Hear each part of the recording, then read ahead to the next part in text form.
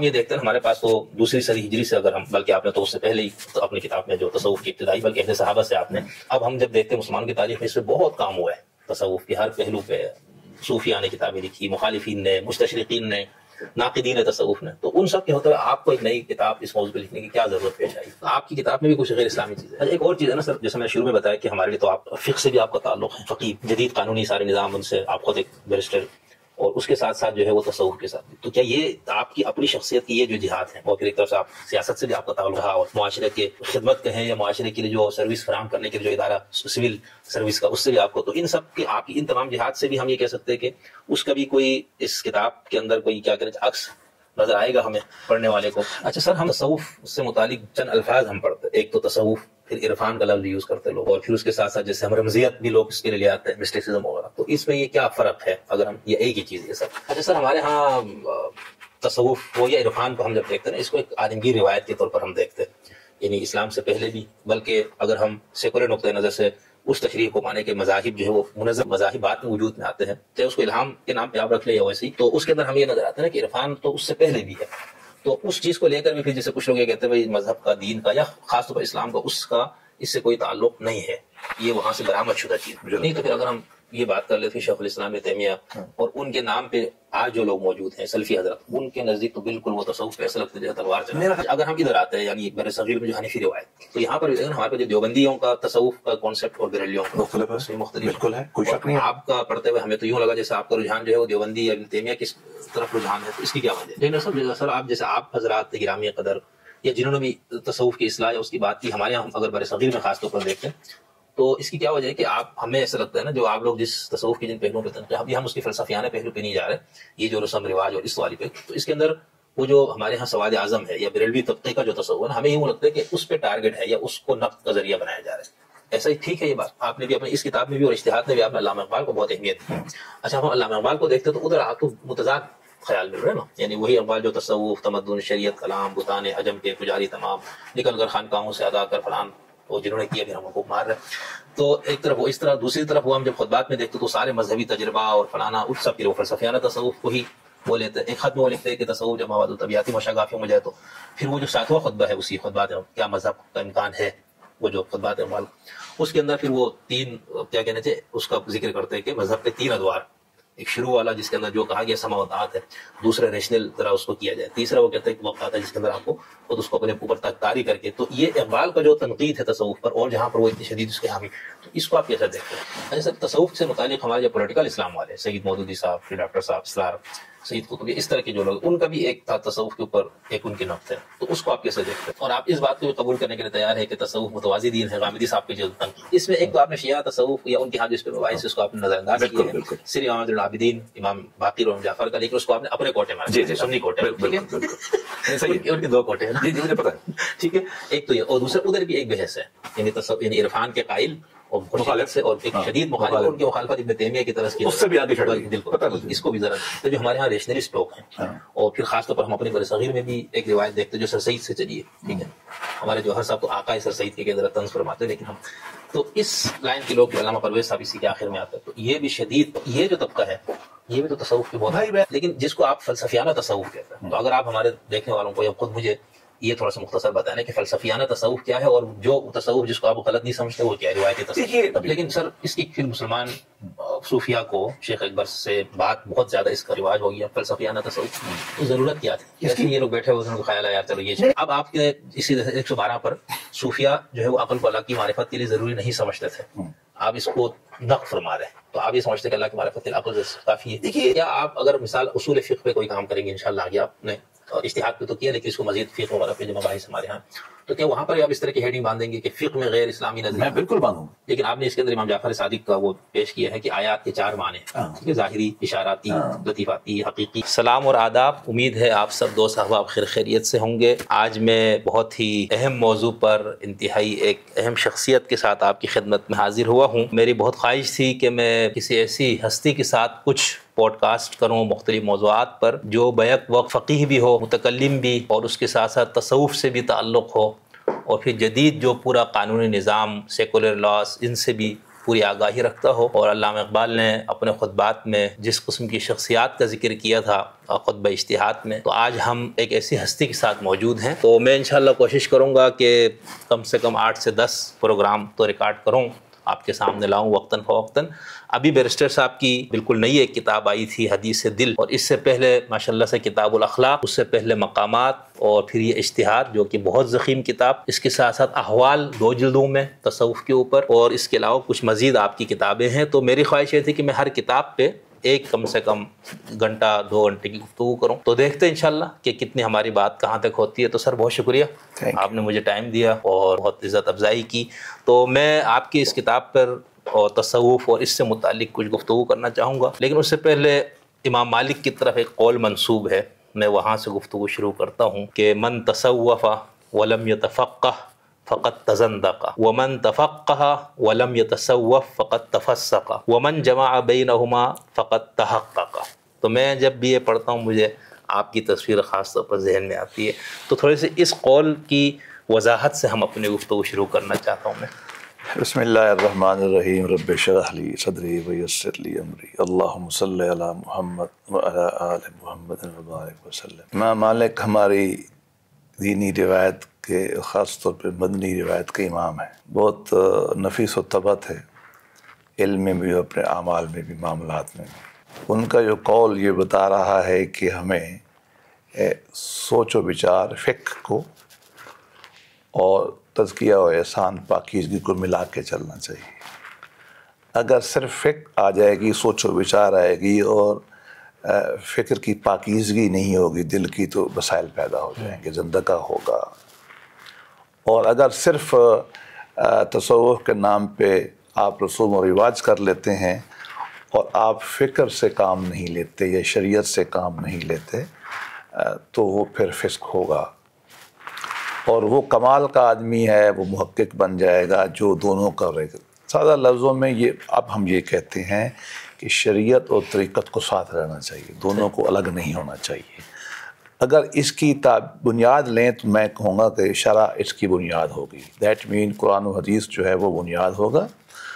اس کے وہ تعلیمات جو انسان کی ذہنی کیفیات سے، اللہ کی حضوری سے، سرشاری سے، قلب کی پاکیزگی سے، تنہائی کو پاک کرنے سے منسلک ہوں گی، یا عبادات کا حظ اٹھانے سے منسلک ہوگی، یا احسان کی اس تعریف بھی ہوگی کہ میں اللہ کو دیکھ رہا ہوں یا وہ مجھے دیکھ رہے ہیں۔ اس کو ہم کہتے ہیں کہ یہ طریقت ہے یا یہ تصوف ہے۔ تو بہرحال اس کا ہونا ضروری ہے، شریعت کا، احکام الہیہ کا۔ اس کے بعد یہ جو دل کے معاملے میں یہ بڑھتے رہنے چاہیے۔ تو میں امام مالک کی اس بات سے بالکل متفق ہوں، اور میں نے کوشش کی ہے کہ اپنی ہر کتاب میں، اور خاص طور پہ یہ جو کتاب آپ دیکھ رہے ہیں، آگے بات آئے گی، یہ بالکل امام کے اس قول کی شرح ہے۔ بالکل ایسے ہی۔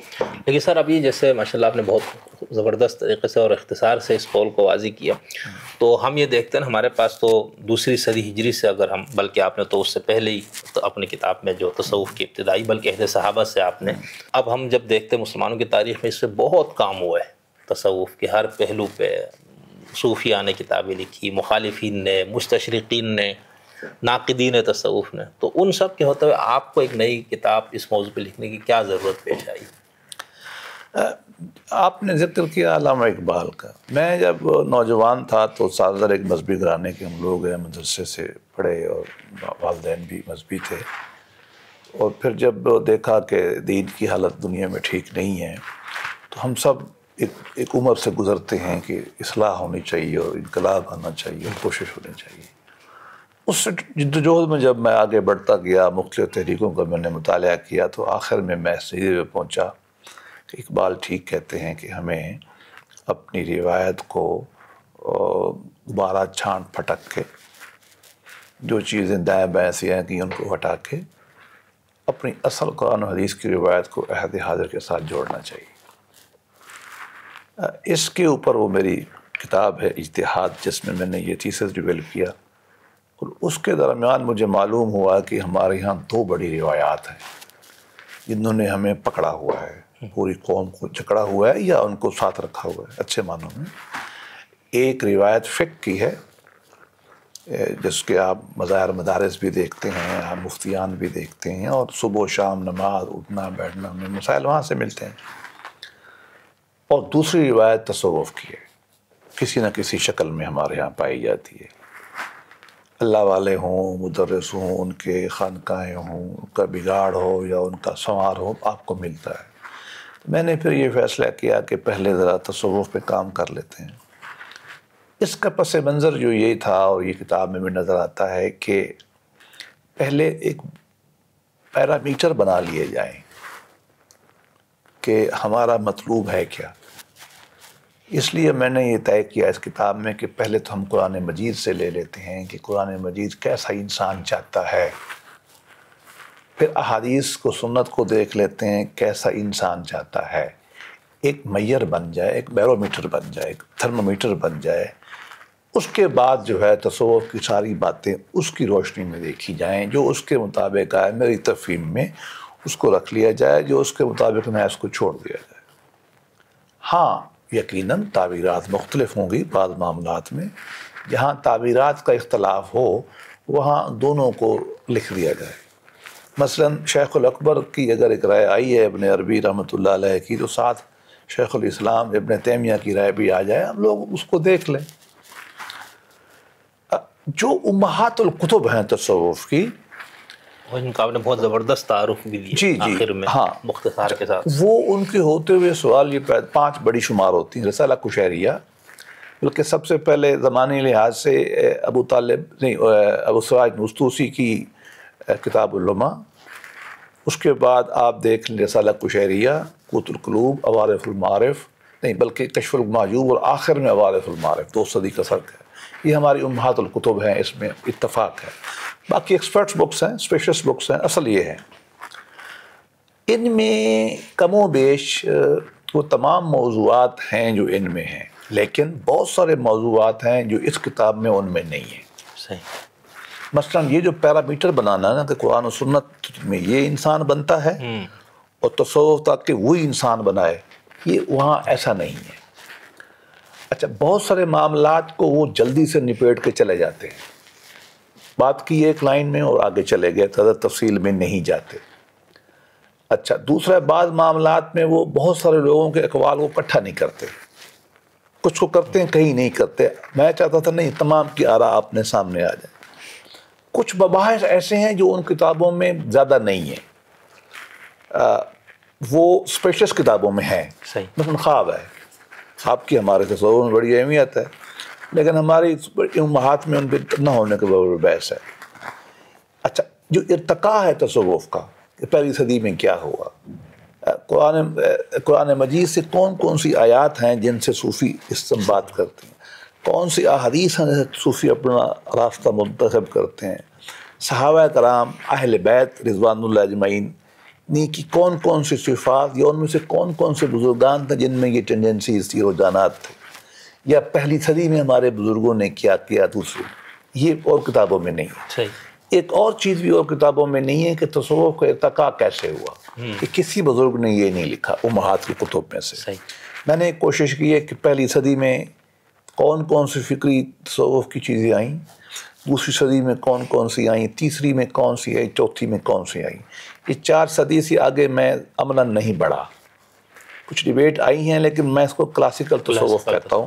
میری اصطلاح میں قرآن و حدیث کی روشنی میں پہلی 4 صدی کی ہمارے علماء اور صوفیاء کا جو فکر ہے، اس کو میں نے کلاسیکی تصوف کا نام دیا. میں نے اس کو یہاں جو ہے بیان کرنے کی کوشش کی ہے. اور ایک بات اور کہ وہ جتنی بھی کتابیں ہیں امہات جو ہیں، ان میں آپ کو تصوف پہ ایز سچ نقد نظر نہیں آئے گا.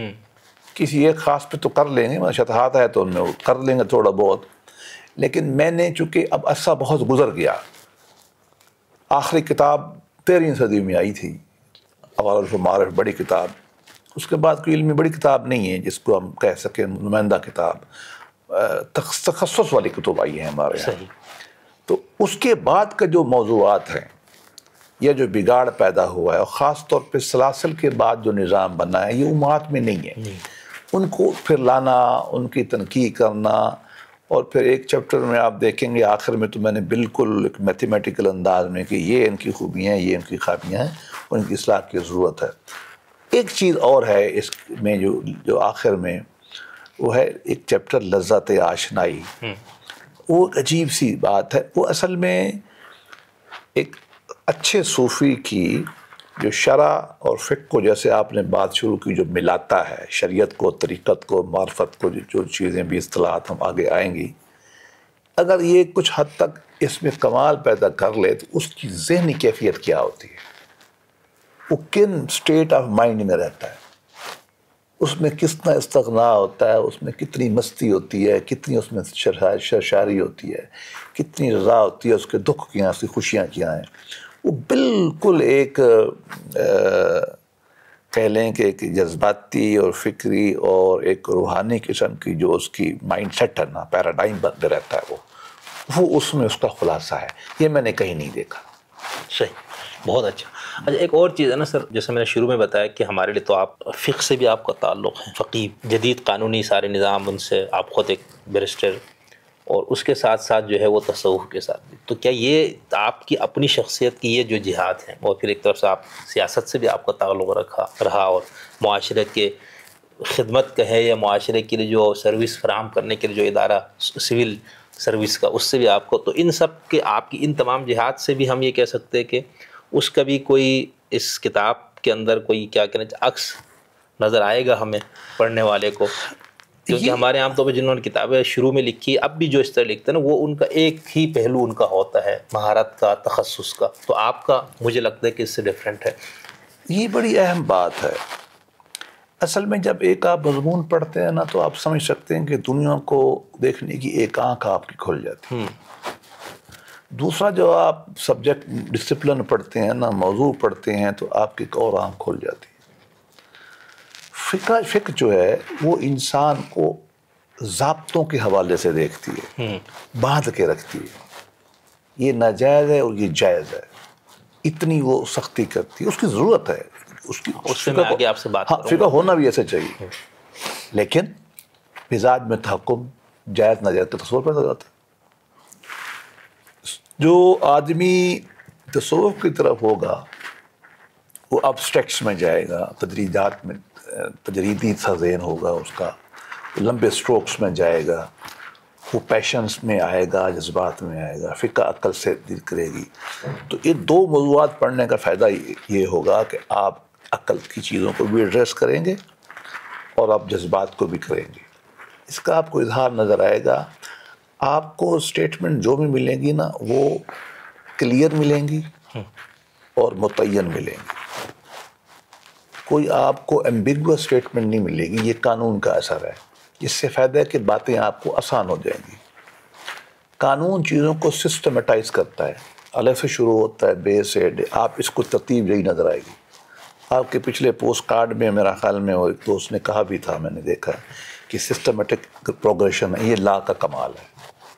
صوفی عام طور پہ پکڑائی نہیں دیتا، وہ جنرل باتیں کر کے بھاگ جاتا ہے، اور اس میں انسانی نفسیات اور جذبات اور سرشاری کا زیادہ ایلیمنٹ ہوتا ہے، جو ایک ایتھیریل سا ہوتا ہے جس کو آپ پکڑائی نہیں دے سکتے، لہذا اس کا بھی آپ کو ایک موضوع ملے گا۔ پھر جو تاریخ کا مطالعہ انسان کرتا ہے نا، دیکھتے ہیں ہماری تاریخ میں بگاڑ کیا ہوا، سلسلوں نے کیا گڑبڑ کی، کیا اچھائی کی، یا پیرلل نظاموں میں کیا ہوا۔ وہ تاریخ سے جب آپ کی آنکھیں کھلتی ہے نا، جب سماجی ارتقاء کے علم سے آپ کی آنکھیں کھلتی ہے، تو آپ کو نظر آئے گا، یہاں چیپٹر ہوگا کہ تصوف و سماج کا کیا تعلق تھا، یہ کیسے آگے بڑھے ہیں۔ اچھا، پھر تاریخ سوشالوجی آپ کو نظر آئے گی کہ ایوولوشن کیسے ہوئی ہے اداروں کی تصوف، کہ پہلے فرد بیٹھتا تھا، پھر کیسے طائفہ بننا شروع ہوا، پھر کیسے خانقاہیں بنی، پھر کیسے سلسلے بنے، یہ پوری آپ کو ترتیب نظر آئے گی۔ یہ پرانی کتابوں میں نہیں ہے، یہ اس کا اثر ہے جو ہم سوشالوجی، سماجیات پڑھتے ہیں، انتھروپولوجی، تاریخ، اس کا اثر ہے۔ اچھا، سیاسیات کا آپ کو اثر نظر آئے گا کہ سیاسی معاملات میں تصوف نے کہاں اچھائی کی اور کہاں گڑبڑ کی، کہاں ان کا اتصال ہوا اچھے معنوں میں، کہیں ان کا استحصال ہوا، یہ آپ کو نظر آئے گا۔ اس کے فائدہ یہ ہوتا ہے کہ آپ کا نا ایک ہمہ گیری، ہولسٹک سا ویو بن جاتا ہے۔ جو اس ویو سے بہتر ہوتا ہے، بہتر نہیں زیادہ تکثیری ہوتا ہے، بہتر نہیں کہنا چاہتے تھے، جس کی ایک آنکھ ہو. مثلا جس نے صرف علوم کلاسیکل علوم پڑھے ہوں وہ ایک چیز کو اور معنی میں لیتا ہے. جس نے صرف قدیم معنی پڑھے ہوں، علوم جو جدید علوم پڑھے ہوں، اور معنوں میں لیتا ہے. اگر ایک اتصال ہو، دونوں ہو، تو وہ دونوں کو دیکھ لیتا ہے.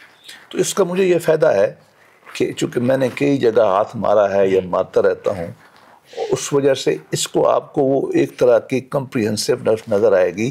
اپروچ جو ہے نا معاملات کو لینے والی، وہ ہولسٹک ہوگی اس میں. اچھا سر، ہم تصوف سے متعلق چند الفاظ ہم پڑھتے، ایک تو تصوف، پھر عرفان کا لفظ یوز کرتے لوگ، اور پھر اس کے ساتھ ساتھ جیسے ہم رمزیت بھی لوگ اس کے لیے آتے ہیں، مسٹیسزم وغیرہ. تو اس میں یہ کیا فرق ہے اگر ہم یہ ایک ہی چیز یہ سب؟ میں بنیادی طور پہ اس نقطہ نظر کا حامی ہوں کہ بعض اوقات ایک ہی چیز کے لیے کئی اصطلاحات استعمال کرتی ہیں، لیکن اندر جا کے کامن دھاگا ہوتا ہے، کامن تھریڈ ہوتا ہے، وہاں تک جانا چاہیے. جیسے حضرت علامہ اقبال رحمۃ اللہ علیہ نے فرمایا نا کہ الفاظ کے پیچ و خم میں الجھتے نہیں دانا، غواص کو مطلب ہے گوہر سے کہ صدف سے. اب اس پہ آ جائیے. دیکھیے اصل میں جس اصطلاح جو ہم استعمال کرتے ہیں وہ احسان کی ہے، حدیث سے جو حدیث شریف سے، حدیث جبریل سے جو لاتے ہیں.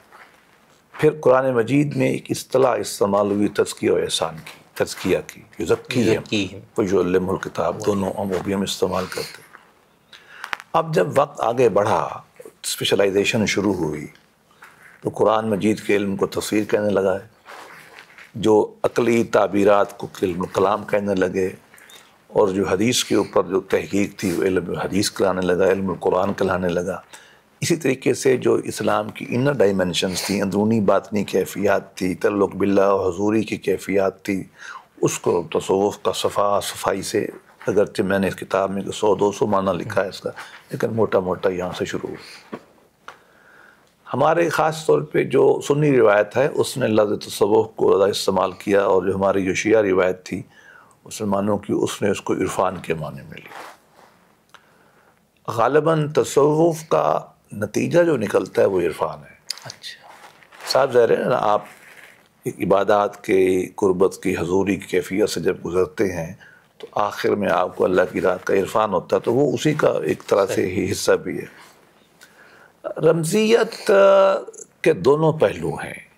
ایک تو یہ ہے کہ کچھ جب کہ یہ اس پہ ایسوٹیرسزم کا یا باطنی فلسفوں کا اثر ہوا، تو اس میں اشارات اور رمز اور ان چیزوں کا جو ہے وہ غلبہ پیدا ہوا. اچھا سر، ہمارے ہاں تصوف وہ یا عرفان کو ہم جب دیکھتے ہیں نا، اس کو ایک عالمگیر روایت کے طور پر ہم دیکھتے ہیں، یعنی اسلام سے پہلے بھی، بلکہ اگر ہم سیکولر نقطۂ نظر سے اس تشریح کو مانے کہ مذاہب جو ہے وہ منظم مذاہب بعد میں وجود میں آتے ہیں، چاہے اس کو الہام کے نام پہ آپ رکھ لیں یا ویسے ہی، تو اس کے اندر ہمیں یہ نظر آتا ہے نا کہ عرفان تو اس سے پہلے بھی ہے.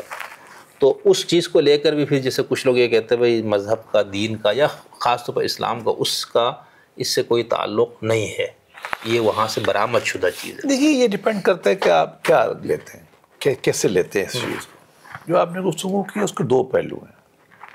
ایک تو یہ ہے کہ نقطہ نظر بعض ماہرین کا کہ مذہب ارتقاء کے نتیجے میں آئے ہیں. فریزر کی جو کتاب ہے وہ گولڈن باؤ، اس میں یہ ساری ڈیبیٹ ہے. کم از کم درد ہے کہ مسلمان تو اس تھیوری کو نہیں مانتے، الہامی کتابوں والے نہیں مانتے. تو چونکہ ہم صادر الہامی روایت کے اندر کھڑے ہیں تو لہذا میں اس بات کو چھوڑ دوں گا. میں آؤں گا الہامی روایت کے اندر، اس میں کوئی شک نہیں ہے کہ جو بھی دین آیا اس کے دونوں پہلو تھے. ظاہری پہلو بھی تھا، باطنی پہلو بھی تھا. جو دین کا ظاہری پہلو تھا اس کو شریعت کیٹر کرتی ہے، فٹ کرتی ہے، اور جو دین کا باطنی پہلو تھا اس کو تصوف یا مسٹیسزم یہ کور کرتا تھا. میں نے اس میں سے چیپٹر باندھا ہے ابتدا میں. مثلا ہمارے ہاں روایتوں میں ہندو روایت بہت پرانی مذہبی روایت، 5000-6000 سال کی. اس میں اس مذہب میں تو شرع کا تعلق بہت کم ہے. عرفانی اور صوفیانہ روایت یوگ کی، ودانت کی بہت اسٹرانگ ہے، بالکل ہے ان کی، اس کا بھی میں نے ذکر کیا ہے. ہمارے جو مروجہ الہامی مذاہب میں سے جن کو اب ہم زیادہ مانتے ہیں اس میں یہودیت ہے. یہودیت تو کہ ایک سخت سا مذہب تھا، اس میں فقہ کا بڑا غلبہ تھا مفتیان کرام کا، لیکن اس کے اندر بھی ایسے لوگ پیدا ہوئے ان کے علماء جنہوں نے باطنی کیفیات پہ زور دیا اور کہا کہ عبادات میں سرور بھی ہونا چاہیے، اللہ سے تعلق بھی ہونا چاہیے، ان چیزوں پہ غور کرنا چاہیے. تو اس کی سب سے بڑی مثال ہے ان کی ایک گروہ ہے قبالہ کہلاتا ہے، وہ بھی پایا جاتا ہے. اچھا، اسی طریقے عیسائیت میں یہ روایت بہت سٹرانگ ہو گئی جو رہبانیت کی شکل میں چلی گئی، وہ جس کا ہمارے اوپر بھی بڑا اثر ہوا اور اس وقت موجود ہے. تو یہ روایت تو ہر مذہب میں رہی ہے. اچھا، اس سے یہ نہیں کہا جا سکتا کہ مسلمانوں نے بھی وہیں سے لیے. بھائی یہ انسانی مسئلہ ہے، میں اس کو اس طرح لیتا ہوں. ہر انسان کے اندر شرعی پہلو، لیگل پہلو بھی موجود ہے اور اس کے اندر داخلی پہلو بھی موجود ہے. پھر انسان کے سماج کے اندر طبقات ہوتے ہیں. بعض لوگوں کا قانونی سا مزاج ہوتا ہے، بعض لوگوں کا اندرونی داخلی کیفیات کا مزاج ہوتا ہے، بعض کا شہری کا مزاج ہوتا ہے، بعض کا امپیریکل سائنٹیفک مزاج ہوتا ہے. اسی طریقے سے مذہبی کیفیات کی بھی اقسام ہے. جو مذہبی کیفیات اندرونی کیفیات سے منسلک ہیں اس کو صوفی روایت کہتے ہیں. یہ میں انسانی روایت کا حصہ ہے، مذہبی روایت کا حصہ ہے، لیکن مسلمانوں نے اس کو اپنے اصولوں پہ بڑا کھڑا کرنے کی کوشش کی اور وہ چیز جو ان کے ہاں بری لگی انہوں نے اس کو ہٹا دیا. میں اس کی مثال دے دیں، ہماری صوفیانہ روایت میں آپ سارا سال روزہ نہیں رکھ سکتے. ہندو روایت میں آپ رکھ لیں گے، بدھسٹ میں رکھ لیں گے، ہمیں کوئی پرابلم نہیں، وہ رکھتے ہیں. ہماری میں نہیں رکھ سکیں گے کیونکہ ہم نے نفس کو ایک حد تک سدھارنے کا فیصلہ کیا، مارنے کا فیصلہ نہیں کیا. یہ ہمارے تصور نے فرق کیا نا. اچھا، مثلا ان کے اذکار اور ہیں، ہمارے اذکار اور ہیں. ہم اللہ کے علاوہ ذکر کسی کا نہیں کرتے، نہ بتیوں میں دیکھیں گے، نہ روشنیوں میں دیکھیں گے، نہ سورج کو دیکھیں گے، نہ چاند کو دیکھیں گے. ہم نے بھی کنسنٹریشن لینی ہے، ارتکاز حاصل کر رہے ہیں لیکن ہم اپنے طریقے سے کر رہے ہیں. میں تھوڑا سمجھتا ہوں کہ یہ یک نظری ہے، یک رخا پن ہے. اگر کوئی یہ کہے کہ جی یہ تو آپ نے وہاں سے لی ہے. اچھا میرے بھائی، میں آپ سے کہوں گا توحید پھر آپ نے کہاں سے لی ہے؟ وہ کہتے ہیں زرتشت سے لیے. نہیں، مان لیا لے لی وہاں سے، لیکن جو ہمارے دین کے ماننے والے وہی تو نہیں کہیں. نہیں، میں کہتا ہی دیکھو ہمیں کوئی پرابلم نہیں وہاں سے لینے. میں یہ کہتا ہوں کہ روایت تو پہلے آ رہی ہے نا، یہودیت میں ہے، عیسائیت میں ہے، اور بھائی ہندوؤں پہ بھی آپ الزام لگاتے ہیں، ان میں بھی بہت بڑی روایت ہے توحید کی. ایسا ہی ہے نا جی. چلو ابو دردم کو آپ چھوڑ دیں، ان کا اور مذہب ہے. زرتشت تو شروع یہیں سے ہوا. اب آپ میں کہیں کہ مسلمان توحید کو لیتے تو پھر میں کہوں گا کہ آپ نے زرتشت سے لی ہے. بھئی ایسا نہیں ہے، یہ روایتیں چلتی اس طرح کی. یہ تھوڑی سی بچپنا سا ہے مجھے نہیں. تو پھر اگر ہم یہ بات کر لیتے شیخ الاسلام ابن تیمیہ اور ان کے نام پہ آج جو لوگ موجود ہیں سلفی حضرت، ان کے نزدیک تو بالکل وہ تصوف پہ ایسا لگتا ہے جیسے تلوار چلا. میرا خیال میں انہوں نے، میں نہیں کہنا چاہتا لیکن غالباً ان کی تفہیم شیخ ابن تیمیہ صحیح نہیں ہے. میں آپ کو عرض کروں، اچھا میں نے یہاں کوٹ کیا. پہلی بات تو یہ کہ شیخ اپنے زمانے کے بہت بڑے صوفی تھے. میں نے پھر کہا نا کہ تصوف، اگر آپ نے ایک ننگ دھڑنگ جو بندہ بیٹھا ہوا ہے حاضر میں اس کو صوفی ماننا ہے تو پھر تو صاف ظاہر اور بات ہے. اس تصوف کی ہم بات کرتے ہیں، ہم تو کہتے ہیں، میں نے خود لکھا ہے کہ شیخ ابن تیمیہ بہت بڑے صوفی تھے. اب میں آپ کو اس بات کو ذرا کھولتا ہوں. شیخ کے فتاویٰ میں یہ بات لکھی ہوئی ہے تو میں نے یہاں کوٹ کی ہے کہ اگر تصوف یہی ہے جو شیخ عبد القادر جیلانی نے پیش کیا ہے تو ہم اس کو مانتے ہیں، وہ ہمارے بڑے ہیں. شیخ نے خود لکھا. اچھا، شیخ کے سب سے بڑے شاگرد کون سے ہیں؟ ابن قیم. یہی ہے نا. اب ابن قیم کی کتب موجود نہیں ہیں، انہوں نے وہی کچھ کتابیں لکھی ہیں جو ہم لکھ رہے ہیں. یہاں تک گئے وہ، اب فنی سی بحث ہو جائے گی. ابو اسماعیل حروی خواجہ عبداللہ انصاری رحمۃ اللہ علیہ کی جو کتاب ہے منازل السائرین، اس پہ ہمارے لوگ بہت اس سے لے کے بہت اعتراض کرتے ہیں. میں اس بات کو زیادہ نہیں کرنا چاہتا. تو اس کی شرح لکھی ہوں، مدارج السالکین شرح ہے اس کتاب کی، جو ہماری اگرچہ میرے نزدیک ہماری امہات الکتب میں نہیں ہے وہ تصوف کی، لیکن ایک اچھی کتاب ہے، بڑی پریسائز سی ہے. اس کی شرح لکھی انہوں نے، تو ان کو وہاں کفر نظر نہیں آیا. بھائی یہ دیکھیں ہر روایت میں گڑبڑ ہے. اگر ابن تیمیہ صاحب نے کیا علم الکلام کا نہیں چھری پھیری، انہوں نے کیا چھری پھیری؟ انہوں نے عقائد پہ نہیں پھیری، صرف اس پہ تو نہیں پھیری، انہوں نے قرآن مجید کی شرح کرنے والوں پہ نہیں پھیری. دیکھیے وہ تو آپ کو ہر روایت میں گڑبڑ. مجھے اگر آپ الگ پروگرام کر دیں، لیکن بتا دو آپ کی تفسیری روایت میں کیا گڑبڑ ہے. میں آپ کو بتا سکتا ہوں کہ حدیث کی روایت میں کیا لوگوں نے گڑبڑ کی ہے، میں بتا سکتا ہوں علم الکلام میں کیا، علم الکلام کتابوں میں یہاں بحث لکھی کہ خدا کی کرسی کتنی بڑی ہے، 4 فٹ کی ہے 6 فٹ کی، خدا کرسی پہ بیٹھتا ہے، کرسی سے یوں نکلتا ہے کہ نہیں نکلتا، خدا کی ٹانگ کے سائز کی ہے، اور میرے بھائی یہ بحثیں ہیں کہ نہیں ہیں ہمارے کتب میں؟ یہ اس طرح کی بگاڑ ہر جگہ پایا جاتا ہے۔ ابھی ایک نئی کتاب چھکی ہے ملا علی قاری کی ہندوستان میں، موضوع روایات، 2 والیوم میں انہوں نے ساری روایت اکٹھی کی ہیں ملا علی قاری رحمۃ اللہ علیہ نے، جو جھوٹی جو اس وقت منبر رسول پہ ہم روز سناتے ہیں اور وہ کہتے ہیں وہ جھوٹی ہیں۔ اب ہر روایت میں ایسا ہی ہے، لہٰذا یہ ہم نہیں کہہ سکتے۔ میں تو خود کا ہے کہ اس میں نے لکھا ہے، پورا چیپٹر ہے کہ تصوف میں یہ گڑبڑ ہے، اس میں 3 چیپٹر ہیں جو بتاتے ہیں کہ آپ نے باطنیت سے کیا لیا، عیسائیت سے کیا لیا، آپ نے ہندوازم سے کیا لیا، ہم تو کل کے بیان کرتے ہیں۔ ایک لطیفے کے طور پہ بات کروں، تسبیح کہاں سے آئی ہے؟ وہ کہتے یہی سے ہندوؤں سے۔ بالکل صحیح بات ہے، تو اس سے بری بات کیا ہے؟ انسانی تہذیب ایسے چلتی ہے، اتنی جو ہے نا اتنی سختی نہیں آپ کر سکتے۔ مطلب ہے کہ تصوف کی روایت میں اچھی بہت ساری چیزیں ہیں، اس میں پرورشنز ہیں۔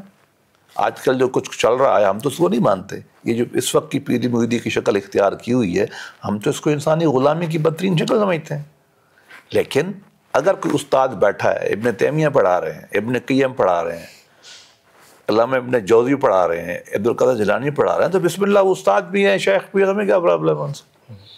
صحیح۔ لیکن چلے ہم ابن تیمیہ پہ تو آپ نے بات کر لی، اور اسی کے ضمن میں سلفی یا جو ان کے نام پہ اپنا آپ کو منسوب کرنے والے یا اسی میتھڈ کو ان کا دعویٰ یہ ہے، وہ جب بھی نام لیتے شیخ الاسلام ابن تیمیہ، شیخ الاسلام ابن قیم وغیرہ کا نام لیتے۔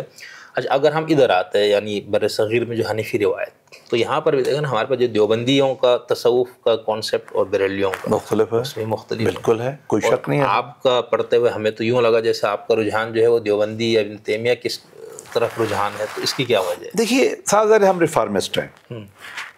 اچھا، میں ایک دعوے سے تو نہیں کہتا، لیکن میں کہہ سکتا ہوں کہ یہ وہ کتاب ہے، نہ اس پہ احمد رضا خان تنقید کریں گے، ہاں یہ ہے، یہ میں نے بھی اپنے گفتگو میں کہا تھا، نہ ابن تیمیہ تنقید کریں گے۔ میں یہ کہتا ہوں کہ مسلمانوں کی بہت ساری چیزیں ایسی ہیں جس پہ زیادہ اختلاف نہیں ہے، بین تو اس پہ رہا جائے۔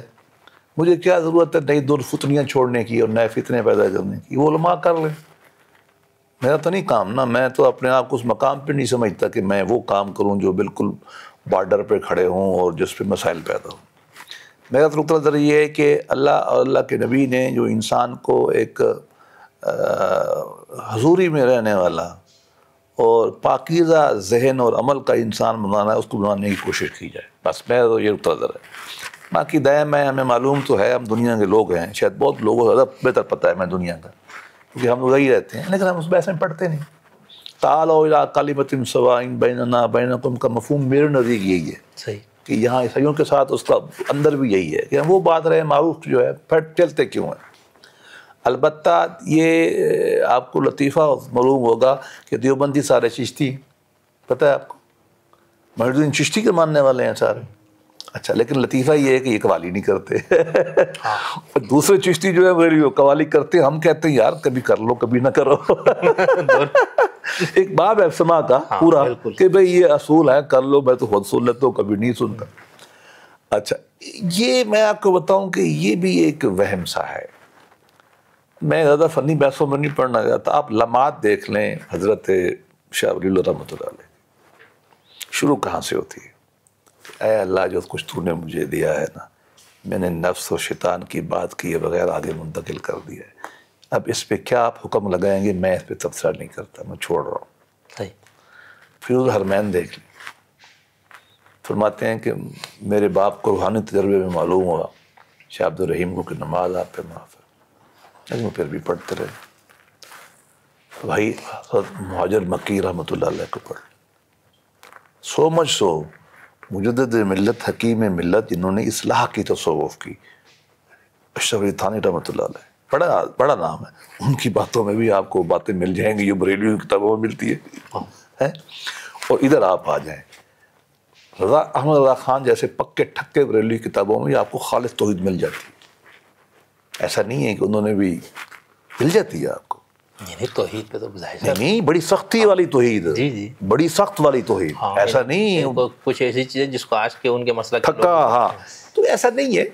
بات اصل میں اور ہے، بات یہ ہے کہ عمومی انسان جو ہے نا تھوڑا لیکس ہوتا ہے، وہ ذرا میلے ٹھیلے پسند کرتا ہے، اس پسند کرتا ہے، آنا جانا ڈھول ڈھمکا، یہ انسانی فطرت کا حصہ ہے. کچھ ریفارمسٹ لوگ ہوتے ہیں، ان کی ضرورت ہوتی ہے کہ وہ لوگوں کو سمجھاتے رہیں تاکہ یہ کام کم ہو، اس کی بھی ضرورت ہے. انسان کو آپ جائز تفریح نہیں دیں گے، اس کو اسلام نہ سمجھیں نا. آپ دیکھو نا، لوگوں کو اعتراض کیا ہوتا ہے بیسک، دیکھو جی میرے لگ رہے ہیں جی، دیکھو جی، اور اس پہ ہوتا ہے نا جی. اب اس میں اچھا پہلو بھی ہے، غلط پہلو بھی. اگر آپ جا کے شیخ کو سجدہ کرتے ہیں، ہم اس کو پسند نہیں کرتے. اگر آپ وہاں جا کے لنگر کھاتے ہیں فری تو اچھی بات ہے. 2-3 دن آپ کو کام سے چھٹی مل جاتی ہے، کلچر ایکٹیویٹی مل جاتی ہے تو بڑی اچھی بات ہے، اس میں مجھے کیا پرابلم ہے؟ ٹھیک ہے نا. اپنے جذبات کی وہ قربانی کرتا ہے، وہاں جا کے دعا مانگ لیتا ہے، کوئی نماز پڑھ لیتا ہے، کچھ اس کا تعلق دین کی ایک کسی نہ کسی شعار سے ہو جاتا ہے تو بڑی اچھی بات ہے. ہاں اگر اس میں گڑبڑ ہے تو ہم کے خلاف ہے، ہم کبھی نہیں مانیں گے. اس پوری کتاب میں آپ کو یہ بات نہیں ملے گی. لیکن اتنی سختی میں سمجھتا ہوں کہ نہیں کرنی چاہیے. دین کا جو کلچرل پہلو ہے نا، وہ میرا خیال میں عام آدمی اس کو دین سمجھتا ہوگا، لیکن دین ہوتا نہیں، وہ کلچرل پہلو ہوتا ہے، وہ انسانی ضرورت ہے. ایک میں آپ کو لطیفہ سناؤں. ہمارے ایک دوست ہیں طارق جان صاحب، بہت بڑے عالم ہیں، ان کی کتاب ہے اسلام اور سیکولرزم، وہ چھپی ہے. اس کے بعد ایک مظفر چندرا کی کتاب چھپی یہاں، تو میں اور وہ اکٹھے ہو گئے. اس کے مظفر چندرا ایک مسلمانوں کا بڑا ایک عالم ہے اور ملیشیا سے آیا ہوا تھا. کتاب اسلام آباد میں چھپی. ایک جگہ کو 15 بندے ہم نہیں اکٹھے کر سکے اس کتاب کی لانچ میں. میرے ساتھ طارق جان صاحب بیٹھے ہوئے تھے. وہ ذرا زاہد ہے نا، تو میں نے زاہد خوش بالکل نہیں کہا ان کو، لیکن زاہد ہیں. تو میں نے کہا حضرت 15 بندے نہیں آئے، انٹرنیشنل عالم ہے، ابھی آپ یہاں قوالی کرا دیتے نا تو یہ لوگ دیواریں ٹھاپ کے آتے. اور میرے بھائی تھوڑا یہ پہلو بھی رکھنا چاہیے ان چیزوں کا، ضرورت بھی ہے. میں سمجھتا ہوں انسان کی کلچر ضرورت ہے. ہاں اس پہ آپ وہ گرفت کریں جہاں گڑبڑ نہ ہو، جہاں گڑبڑ نہیں ہے تو کرنے دیں. اور آپ اتنا پیوریٹینیکل، اتنا سختی والا دین لائیں گے، وہ یہ ارلی پیریڈ میں بھی نہیں تھا. یہ غلط بیان نہیں کرتے. اچھا، ہاں ارلی پیریڈ میں بھی یہ ساری چیزیں موجود تھی. مظہر یاسین صاحب کی کتاب ہے، وہ اہل رسالت کا ثقافت و تہذیب، اس طرح کا کوئی نام ہے، آپ پڑھ لیں. یہ مظہر صدیقی بھی جو فوت ہوئے ہیں، ایک کتاب پڑھی ان کی. یہ ساری رسوم و رواج وہاں ہوتی تھی. یہ آپ نے نا ایک عجیب سا اسلام بنانے کی کوشش کی ہے جو ان ریئل سا ہے. فرشتوں کے لیے ٹھیک ہے، انسانوں کے لیے ٹھیک نہیں ہے. انسانوں کے اندر رسوم و رواج ہوں گی اور یہ ارتقاء سے آتی ہیں، انسانی جو ضرورت ہے. مصلحین کو یہ کرنا چاہیے کہ اس کی وہ تھوڑا قطع و بیونت کریں، سختی کریں. ان کا حق ہے سختی کرنا. اس لیے ہم کہتے ہیں کہ تصوف کو شریعت کا تابع رہنا چاہیے. ہمارا تو ویو ہے، علماء کو چاہیے ڈنڈا اپنا قائم رکھے اس کے اوپر، تاکہ نظام ایسے ہی چلتا ہے. لیکن آپ ایسے کریں گے نا جیسا آپ نے کیا ہے تو ملے گا کچھ نہیں، آپ کو کوئی فائدہ نہیں ہوگا. یہاں ڈنڈا آپ نے مجازی معنوں میں لیے. جی نہیں، میں نے کہا کوئی میری مراد ہے سختی اتنی نہ کی جائے، حقیقی معنوں میں لے کے پھر مسئلہ. ہم نے خواہ مخواہ سختیاں بنائی ہیں مفت میں. جیسے ایک میں علمی سی مثال دوں جو تھوڑا مختلف ہے، لیکن وہ بات بہت واضح کرے گی. ہمارے ایک دوست ہیں، میرے چچا بھی تھے، یہ بھی شرک ہے، یہ بھی شرک ہے، یہ بھی شرک ہے، ہر بات پہ شرک شرک. بچہ تھا میں شرک شرک شرک سن کے میں تنگ آیا ہوا تھا. میں بڑا آواز قرآن مجید پڑھنا شروع کیا تو مجھے پتہ چلا قرآن مجید کا شرک اور ہے، ان کا اور ہے. کیسے؟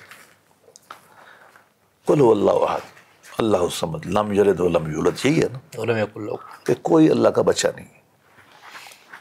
یہ سب قرآن مجید میں آتا ہے. میں آیات نہیں پڑھتا چونکہ عام آدمی کو مسئلہ ہوتا سمجھنے میں. قرآن مجید میں آتا ہے کہ عیسائی یہ کہتے ہیں کہ مسیح اللہ کا بچہ ہے، اللہ کا بیٹا ہے. کیا اللہ پاک نے ان کو مشرک کہا ہے؟ نہیں کہا. یہودی فرماتے ہیں عزیر اللہ کا بچہ ہے، بیٹا ہے. اللہ نے ان کو مشرک نہیں کہا. کیوں نہیں کہا؟ اہل کتاب کا الگ کیٹیگری بنائی، ان سے شادی جائز رکھی، ان کا ذبیحہ ہمارے لیے جائز رکھا کہ نہیں رکھا.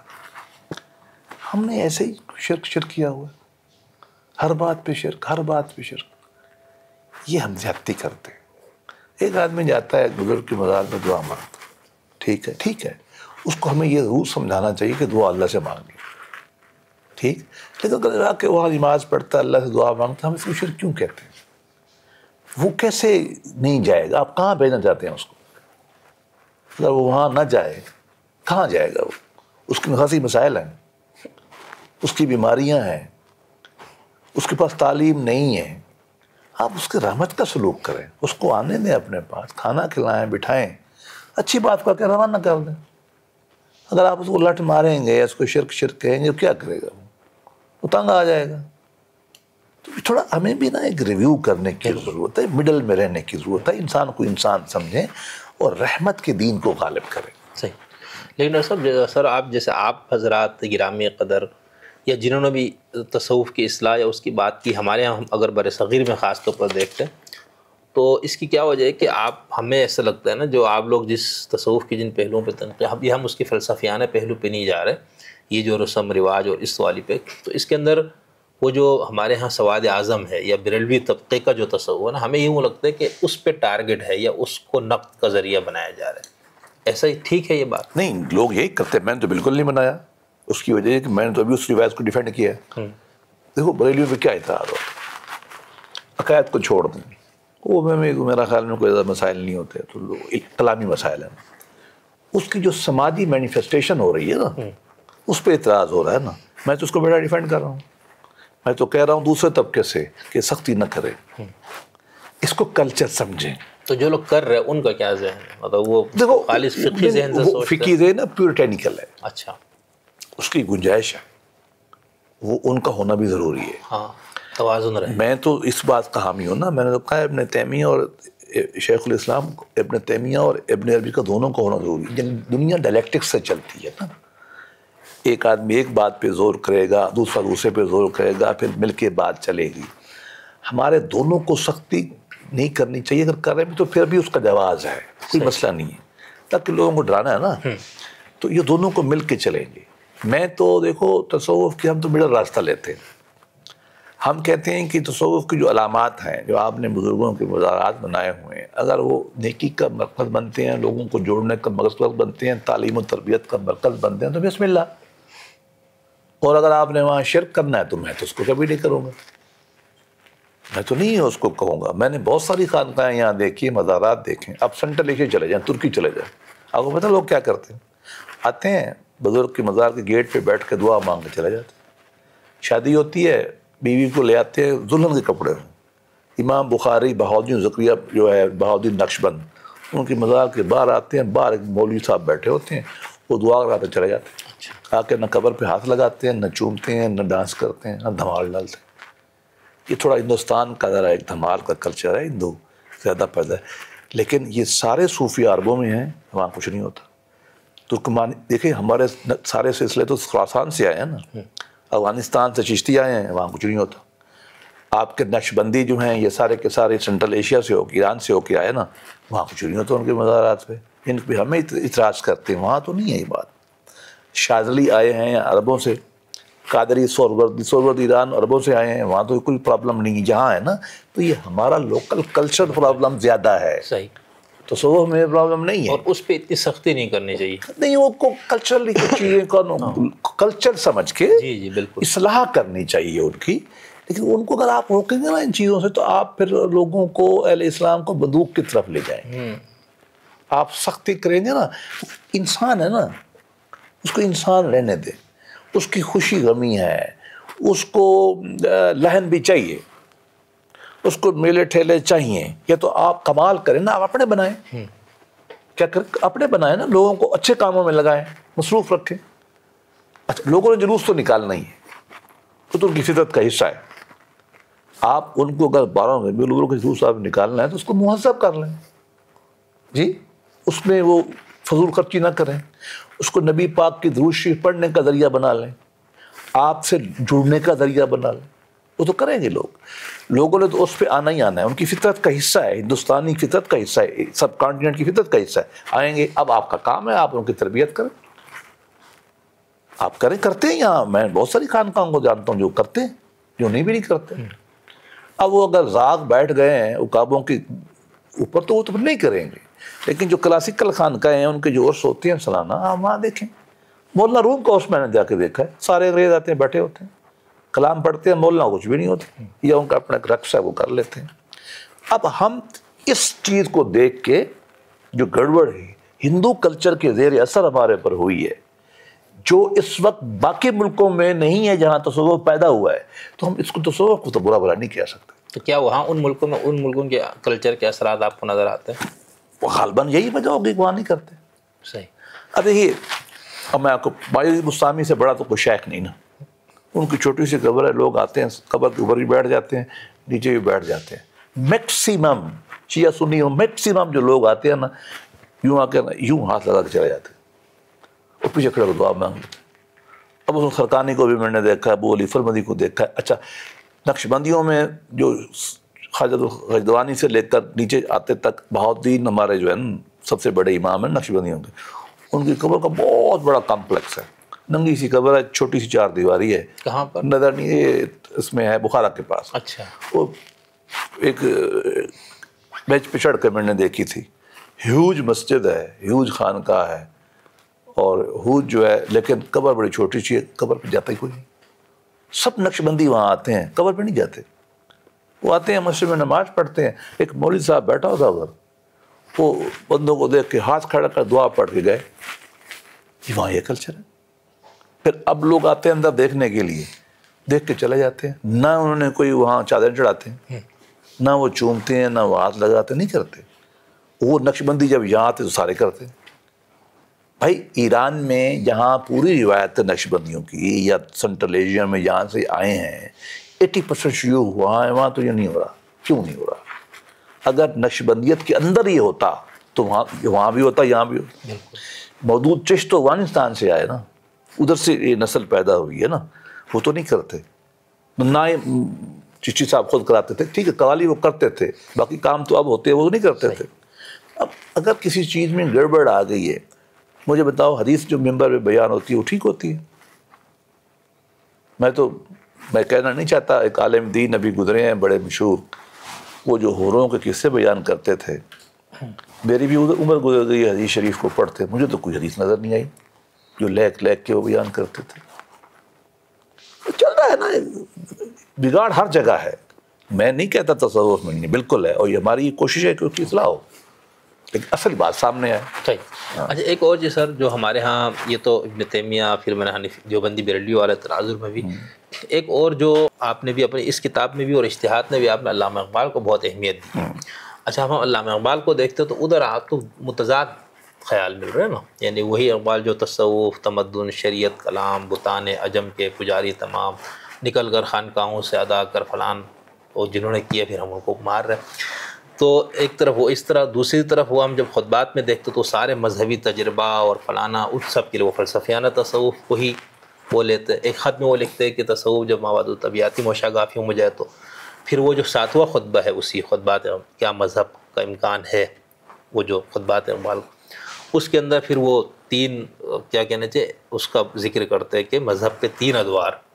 ایک شروع والا جس کے اندر جو کہا گیا سمع و طاعت ہے، دوسرا ریشنل ذرا اس کو کیا جائے، تیسرا وہ کہتے ہیں ایک وقت آتا ہے جس کے اندر آپ کو خود اس کو اپنے اوپر طاری کر کے. تو یہ اقبال کا جو تنقید ہے تصوف پر، اور جہاں پر وہ اتنی شدید اس کے حامی، تو اس کو آپ کیسے دیکھتے ہیں؟ میں کہہ سکتا ہوں کہ جو اقبال کی فکر ہے وہ اس پہ کتاب پہ اس کا بہت اثر ہے.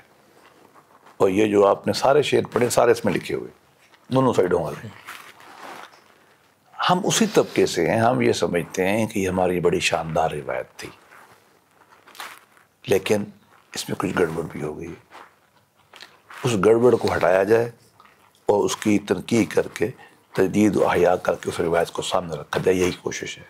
اس ضمن میں صاف ظاہر ہے جو اس میں غلط چیزیں ہوئی ہیں اس پہ تنقید کریں گے. اس میں جو غیر اسلامی نظریات آئے ہیں ہم اس کو روکیں گے، بتائیں گے کہ یہ ٹھیک نہیں ہے. پورا چیپٹر میں نے سے باندھا ہے. جو رسومات غلط ہو گئی ہیں ہم اس کا بھی بتائیں گے کہ اس کو کر لو، اور ہم یہ کہیں گے کہ اس میں یہ خوبیاں بھی ہیں، ہم یہ بتائیں گے.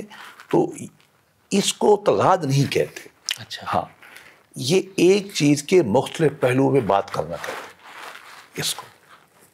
اب دیکھنا شہری ہے، شہری آپ اس میں مست ہو جائیں گے تو آپ برباد ہو جائیں گے، کسی کام کے نہیں رہیں گے.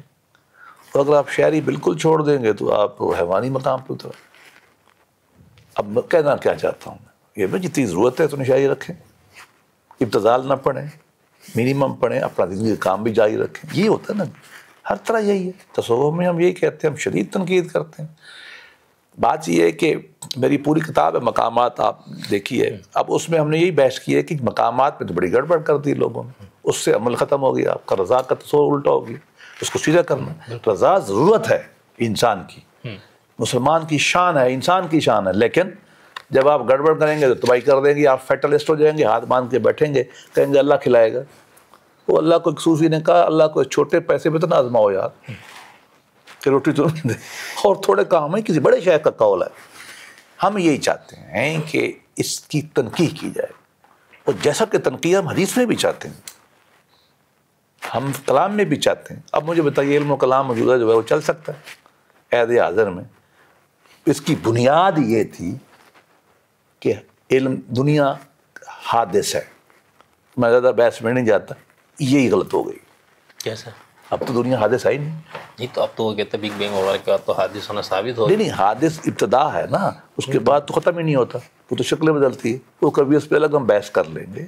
اور بگ بینگ تو تھیوری لا تو نہیں ہے نا ویسے، لیکن وہ تو شکل، مادہ ٹوٹتا ہے تو وہ بن جاتا ہے روشنی. روشنی مادے میں چلی جاتی ہے، وہ تو توڑتے نہیں ہیں.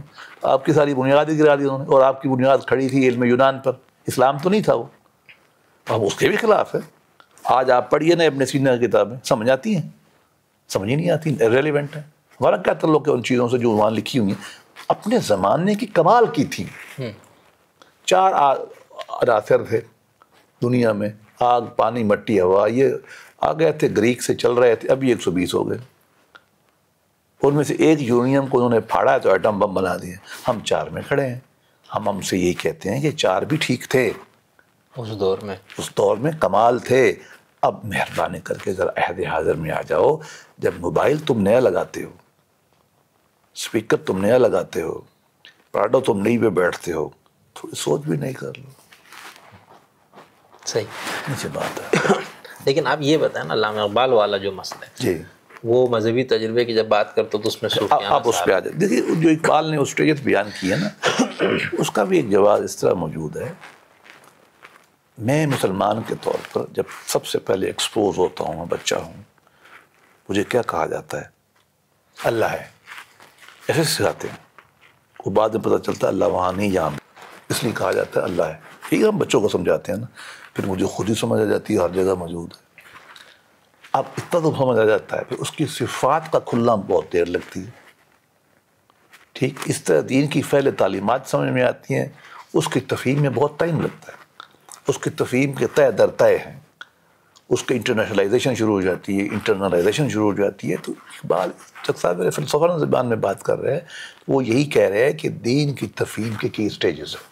اور ایک اسٹیج جو ہے آ کے بعض لوگوں میں مسٹیکل ٹینڈنسیز میں ہو جاتی ہے، بعد میں لیگل ٹینڈنسیز میں ہو جاتی ہے، بعض دونوں کو اکٹھا بھی کر لیتے ہیں. امام ابو حنیفہ فنڈامنٹلی فقیہ تھے، لیکن آپ کو پتہ ہے تذکرۃ الاولیاء میں ان کو صوفیاء میں بھی لکھا گیا. صوفیاء میں لکھا گیا. ان کے مزاج میں یہ باتیں بھی تھیں. سفیان ثوری جو تھے وہ دونوں میں کھڑے ہیں اپنے زمانے میں. تو یہ بعض آدمیوں میں ایک ٹینڈنسی کا غلبہ ہو جاتا ہے، باقیوں میں دوسری میں ہوتا ہے. کچھ اس کو مجمع البحرین کر لیتے ہیں. اقبال وہ اس لیے کہہ رہا ہے کہ دین کی تفہیم میں مختلف درجات ہوتے ہیں، ہر میں سے ہر ایک میں ہوتی ہیں. آپ کی اس وقت جو ایک ویو بنا ہوا ہے کہ جی مختلف مسلمان طبقات بھی ٹھیک ہیں اور باقی مظاہر میں ٹھیک ہیں، میرا نہیں خیال ہے اس وقت ہوگا جب مدرسے میں آپ پڑھتے ہوں. میرا تو نہیں تھا. ہم تو مدرسے میں پڑھتے تھے سارے کو. میں تو سب سے میرے دماغ میں جو سوال پیدا ہوتا تھا مدرسے میں وہ یہ تھا کہ یار یہ دنیا ساری جہنم میں جائے گی. میں اس پہ کنونس تھا. ایسے ہی ہم سب کنونس تھے. بالکل. ہمارے استاد بھی یہی کہتے تھے. میں بار بار سوال پوچھتا تھا، وہ کہتے تھے یہی ہوگا. مجھے 50 سال لگ گئے، 40 سال لگ گئے اسے سمجھتے بھی دین کا مفہوم کیا ہے، کفر کیا ہے، جہنم کیا ہے، کون کیا ہے. اب یہ میرا سفر ہے نا. میں نے کتنی اس میں شوریاں طے کی ہوں گی. بات اس طرح کی بات کریں کہ سفر ایسے طے ہوتا ہے, قوموں میں بھی ایسے ہوتا ہے. اب آپ دیکھیے عرب سے, عرب ایک سمپل سا معاشرہ تھا, ٹرائبل معاشرہ تھا.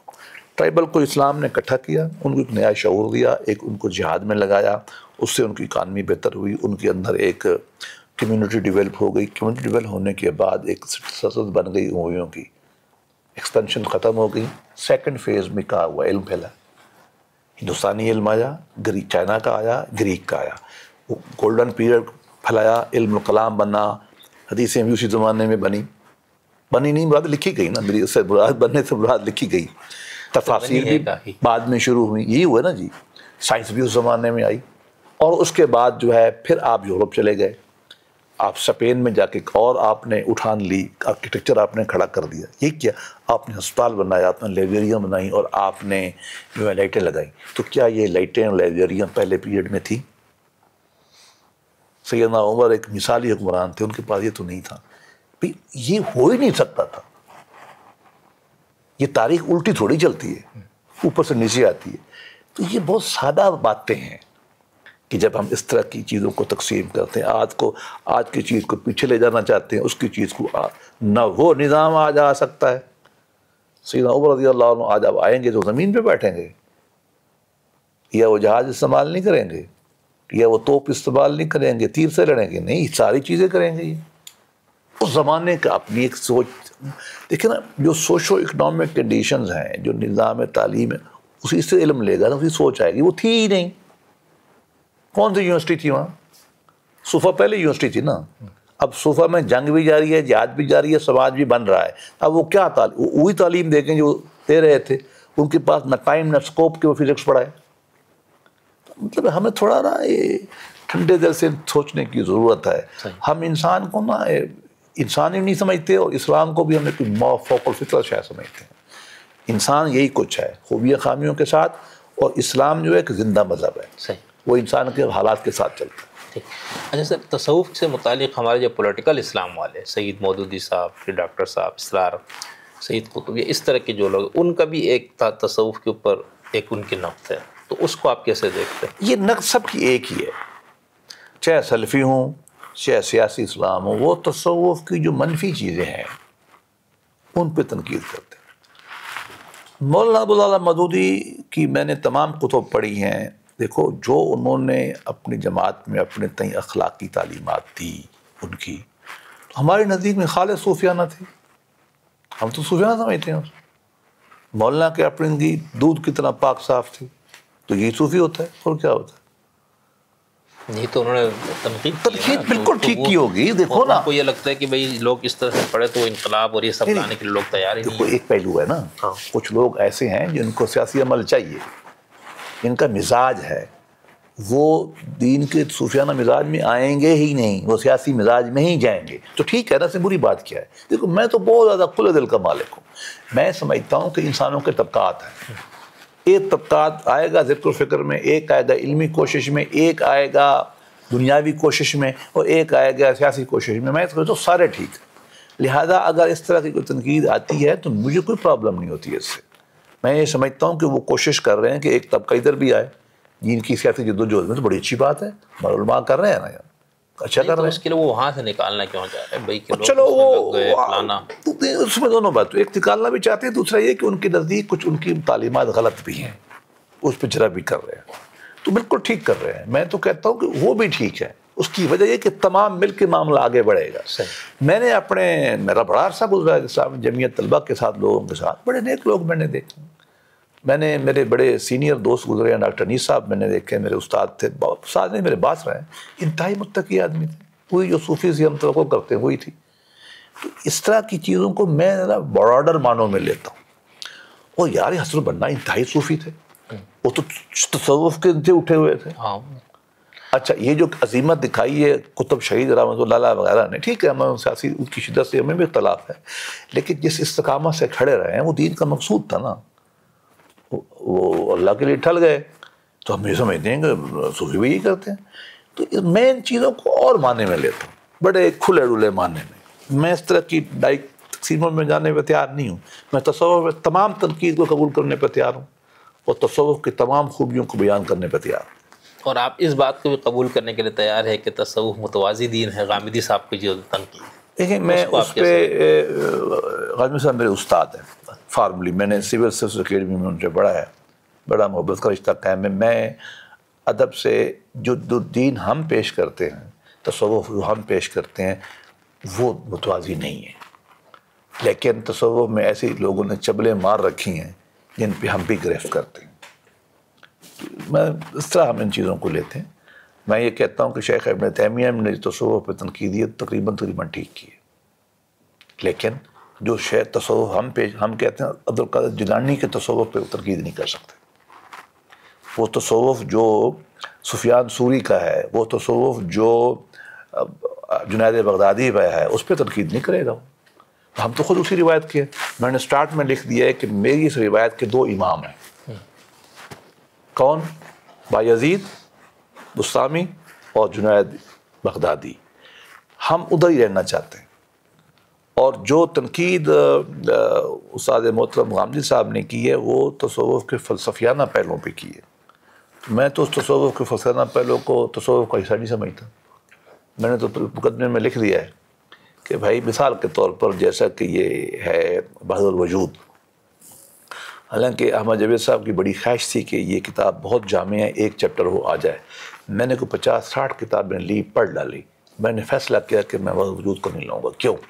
یہ تصوف کا مسئلہ ہی، یہ تو فلسفے کا مسئلہ ہے۔ فلسفے کی کتابوں میں لے آئیں گے جب بھی ضرورت پڑے گی۔ تو یقیناً جب تصوف نے فلسفیانہ شکل اختیار کی، مسائل پیدا ہوئے ہیں، وہ یہاں بھی آپ کو مل جائیں گے ایک بار۔ تو اس پہ انہوں نے شدید تنقید کر دی ہے، ذرا سخت لفظ استعمال کر دیے ہوں گے، لیکن گڑبڑ تو کی ہے۔ مطلب ہے بعض صوفیوں نے گڑبڑ تو کی ہے، لیکن ہم یہ کہتے ہیں جو ہمارا کلاسیکل تصوف ہے، اس کو ہم سمجھتے ہیں، وہاں ایسی چیزیں نہیں ملتی جن پہ گرفت کی جائے۔ اور عابد صاحب خود خانقاہ کے حامی ہیں۔ مجھے اکیڈمی میں جب ہم پڑھتے تھے نا سول سروس میں، تو ظاہر ہے میں تصوف کا درجان کام کرتا تھا، تو مجھے لوگ کہتے تھے شیخ سلسلہ عالیہ فضاق میں، یونیورسٹی اکیڈمی میں، سول سروس میں۔ تو ایک دن غامدی صاحب بیٹھے ہوئے تھے اپنے شاگردوں کے ساتھ، تو میں باہر سے آیا اکیڈمی میں، تو غامدی صاحب مجھ سے بڑی محبت کرتے ہیں، وہ کھڑے ہو گئے، حالانکہ میرے استاد ہیں، مجھے تو شرم آتی ہے، سب بچے بھی کھڑے ہو گئے۔ تو لوگوں نے مذاق کیا غامدی صاحب پہ نا، کہ انہوں نے کہا یہ سلسلہ عالیہ کے شیخ آ گئے ہیں۔ تو غامدی صاحب نے، جاوید صاحب نے فرمایا کہ جب یہ خانقاہ اپنائیں گے تو میں آ کے بیٹھا کروں گا ان کے پاس۔ اور آپ خانقاہ بنا چکے ہیں؟ ہاں، تو آئے بسم اللہ۔ میرا نہیں خیال ہے کہ اس کتاب پہ وہ تنقید کریں گے، وہ نہیں کریں گے۔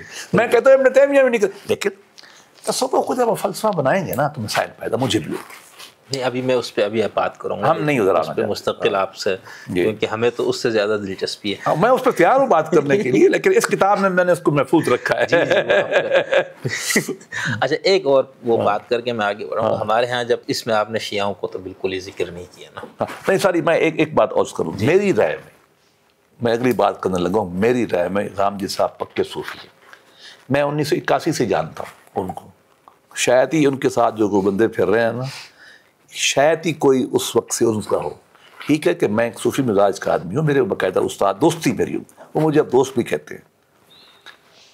میں نے ان کو عمر کوٹ پہ بلایا جب میں وہاں نوکری کرتا تھا، بڑی انہوں نے چیزیں دیکھی، ہمارا ادب سے ان سے ہے پیار محبت بھی ہے، اختلاف بھی ہے، لیکن میں آپ کو بتاؤں میں نے ان کی زندگی اتنی قریب سے دیکھی ہے نا، وہ بالکل پکے ٹھکے صوفی ہیں۔ دیکھیے، نہ انہوں نے مال بنایا، نہ انہوں نے شہرت کی خواہش کی، نہ انہوں نے عہدہ لیا، ساری زندگی وہ چھوٹے سے گھر میں رہے۔ اتنی ان کے پاس گاڑی تھی، جب تک ملیشیا میں گیا تھا ملنے، 5 مرلے میں گاؤں کے گھر میں رہتے تھے۔ اب جب امریکہ میں گئے تو یہ میڈیا کی وجہ سے کچھ، یہ میڈیا سے پیسے نہیں لیتے تھے۔ اچھا، نہیں، ہم لوگوں نے ان کی منت تر رکھی کہ یار روزگار بھی تو چلانا ہے۔ یہ ٹرے آ جاتی تھی، اتنے سے سفید چاول، اتنے سے دال، ساری زندگی انہوں نے یہی کھائی ہے، یہ ان کی زندگی تھی۔ نماز کے بعد جماعت پڑھتے ہیں، تہجد پڑھتے ہیں۔ کون صوفی کیا ہوتا ہے؟ یہی ہوتا ہے نا، ہماری صوفی تعبیر میں یہ بھی صوفی ہیں، ہم تو ہر ایک کو اپنا سمجھتے ہیں میں کسی کو مخالف نہیں سمجھتا۔ آپ صلح اب آپ آئیں شیعوں پہ، شیعہ دوستوں پہ آ جائیں۔ ہاں، اب اس میں ایک تو آپ نے شیعہ تصوف یا ان کے ہاں جو اس پہ مباحث ہے اس کو آپ نے نظر انداز کیا ہے، بالکل سری امام العابدین امام باقر اور امام جعفر کا، لیکن اس کو آپ نے اپنے کوٹے میں رکھا ہے، سنی کوٹے میں، ٹھیک ہے؟ بالکل صحیح ہے، ان کے دو کوٹے ہیں نا، جی مجھے پتا ہے، ٹھیک ہے۔ ایک تو یہ، اور دوسرا ادھر بھی ایک بحث ہے، یعنی عرفان کے قائل اور مخالف سے، اور ایک شدید مخالف، اور ان کی مخالفت ابن تیمیہ کی طرز کی، اس سے بھی آگے چڑھ گئی، بالکل، پتہ مجھے۔ اس کو بھی ذرا دیکھیے، پہلی بات تو ہے کہ میں شیعہ روایت کو ویلڈ روایت سمجھتا ہوں، اللہ للہ۔ اچھا، ہاں، میں مسلمانوں کی تمام روایت کو ویلڈ سمجھتا ہوں، یہ بڑا سخت سٹیٹمنٹ دے رہا ہوں، میں اس کو بالکل ویلڈ سمجھتا ہوں، اور روایتوں کو بھی ویلڈ سمجھتا ہوں۔ میری ذاتی رائے میں شیعہ سنی کے اختلافات جو ہیں یہ بالکل فروعی ہیں، دین مصطفیٰ تک ختم ہو جاتا ہے، ختم نبوت تک دین ختم ہے، اس کے بعد اگر کوئی اختلاف ہے تو وہ تاریخی ہے، تعبیری ہے، دینی کوئی اختلاف نہیں، میری تعبیری ہے۔ البتہ یقیناً یہ تصوف، یہ جو بڑی روایت ہے صوفی کی، اب اس ابتدا میں اس پہ شیعت کا بڑا غلبہ تھا، ہاں، خاص طور پہ باطنی پیریڈ میں ایک پورا چیپٹر ہے، لیکن بعد میں روایت الگ ہو گئی، اثر لیا یہ شیعہ تعلیمات سے، یہ ماننے والی بات ہے، لیکن الگ ہو گئی۔ میں شیعوں میں بعد میں آتا ہوں، پھر میں سنیوں پہ آ جاتا ہوں۔ یہ روایت آگے بڑھنی شروع جب ہوئی تو سب سے زیادہ پرابلم جو شروع ہوا ہے وہ ہوا ہے امام غزالی سے، انہوں نے جو تنقید کی نا باطنیت وغیرہ پہ، شیعت پہ، تو پھر معاملہ وہاں سے الگ ہونا شروع ہو گیا۔ شیعہ روایت میں دونوں طرح کے آپ کو لوگ ملتے ہیں، مثلا ہم جو اس روایت والے ہیں، ہم سیدنا علی کو امام المتقین اور امام الصوفیاء سمجھتے ہیں، زیادہ سلسلے ان سے ہیں سوائے نقشبندیوں کے، حسن کو، امام حسین رضی اللہ عنہ کو، اچھا آگے جا کے امام زین العابدین، مثلا آج کل میں کتاب کام کر رہا ہوں حضرت امام زین العابدین کی صحیفہ سجادیہ کا ترجمہ کر رہا ہوں، اچھا، ہم تو اس بات کو مانتے ہیں۔ اس کے بعد جو ہے نقشبندیوں میں اور بہت سارے صوفی بھی امام جعفر صادق آتا ہے سلسلے میں، ہم ان کو بھی صوفی سمجھتے ہیں، مطلب ان سے صوفی اس طرح سے میں کہ صوفی تعلیمات ہم ان سے لیتے ہیں، حالانکہ جامع لوگ تھے، ان کا ایک پہلو فقی کا بھی تھا، امام جعفر صادق، امام باقر فنڈامنٹلی فقی بھی تھے، ساتھ صوفی بھی تھے، امام زین العابدین بھی اپنے زمانے کے فقہ میں امام تھے، حقوق وغیرہ پہ۔ تو ہم ان لوگوں کو شیعہ سنی کی کیٹیگری میں لیتے ہی نہیں، یہ امت کے ایسے لوگ ہیں، مشترکہ اثاث ہے، تو اس لیے نہ شیعہ دوستوں کو کہنا چاہیے نہ ہمارے ہیں، نہ سنی دوستوں کو کہیں کہ ان کے نہیں ہیں، یہ ہم سب کے ہیں۔ بعد میں شیعہ روایت میں یہ مسئلہ پیدا ہوا ہے، اور خاص طور پہ جب فلسفہ گھسا ہے شیعہ تہذیب میں، اس کی وجہ سے یہ معاملہ اچھا بگڑتا چلا گیا۔ لیکن عہد حاضر میں ایک بات کہہ رہا ہوں، اور بڑے تحقن سے کہہ رہا ہوں، امام خمینی پکا ٹھکا صوفی تھا، وہ تو صوفی عرفانی روایت کے تھا نا، شدید، جی، اور اتنے شدید تھے کہ ابن عربی کے پیروکار خصوص کا ان کا شرح ہم نہیں ماننے پہ تھے، ہمیں کچھ حد میں تک، اس کو بتاؤں، وہ تو فلسفہ ہے نا، تصوف کو مانتے نہیں میں یہی کہہ رہا ہوں نا، ہم تو ادھر نہیں جانا چاہتے، ہم چاہتے ہیں کہ امام الناس پہ جو کلاسک ہو رہے، لیکن شیعوں کے امام ہیں، وہ عہد حاضر کے نائب امام ہیں، ولایت فقیہ چل رہی ہے ایران میں، ایران کے علماء اکثریت فقہ وہ نہیں مانتے، تصوف کو نہیں مانتے، لیکن وہ مانتے تھے۔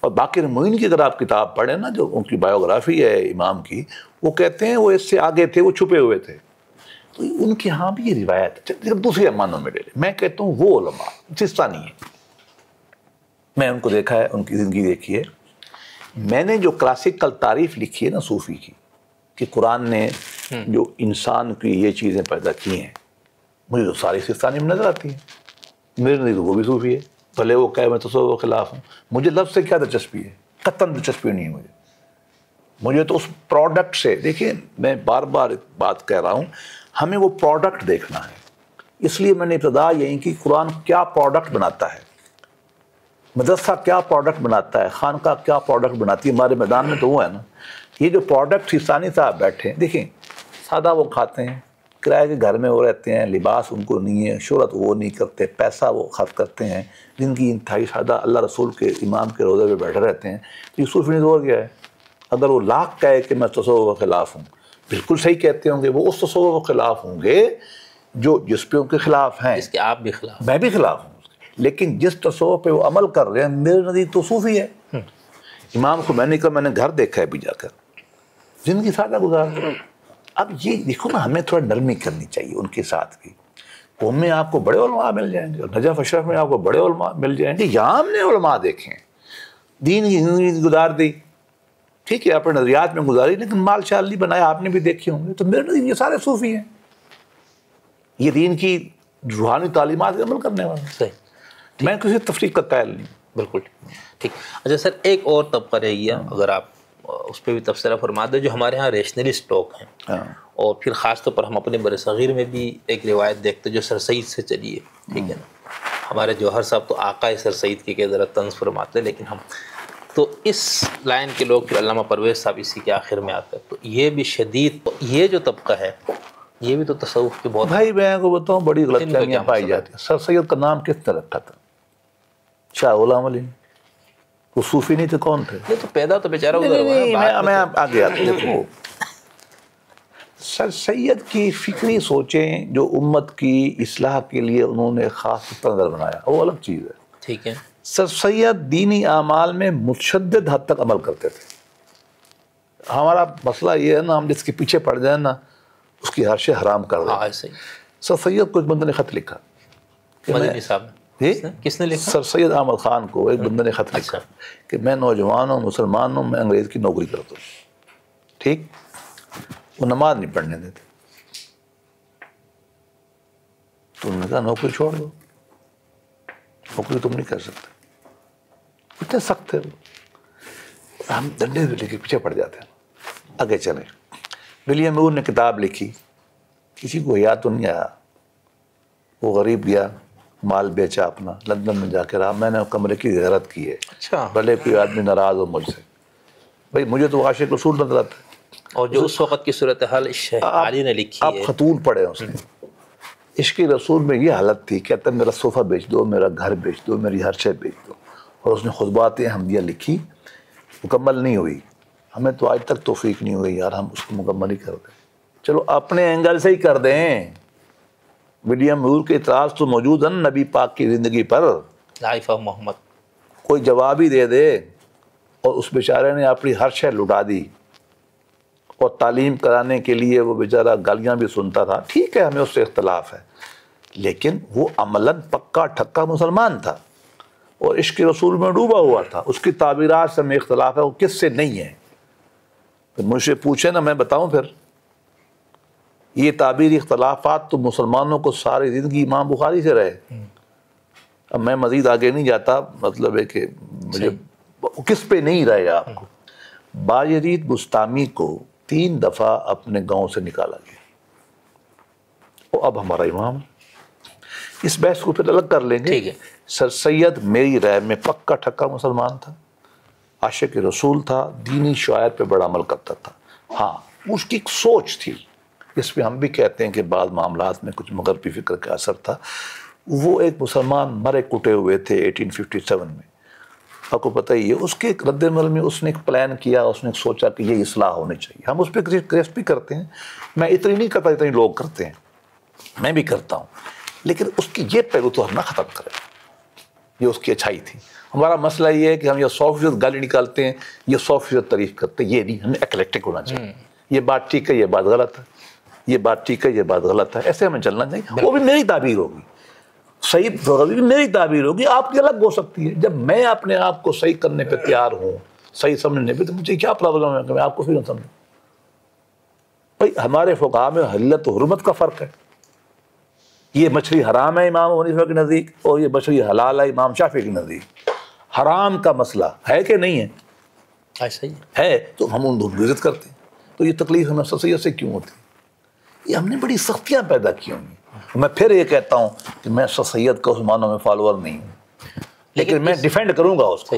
لیکن اس ریشنلسٹ مدرسے فکر کا تصوف پہ جو اعتراض ہے نا، وہ کیا ہے؟ وہ کیا ہے وہ تو بتائیے۔ یہی، جیسے اگر ہم انہوں نے جو ان کا بھی ویسے وہی آپ والے یہ رسومات اور ان چیزوں نہیں، ہمارا بھی اعتراض ہے، ہمیں بھی اس پہ اعتراض ہے، لیکن میں ہر رسوم کے خلاف نہیں ہوں۔ یہ آپ نے بتا دیا، میں تمام کلچر رسومات کے حامی ہوں، لہذا اس کا میں حامی ہوں۔ صحیح۔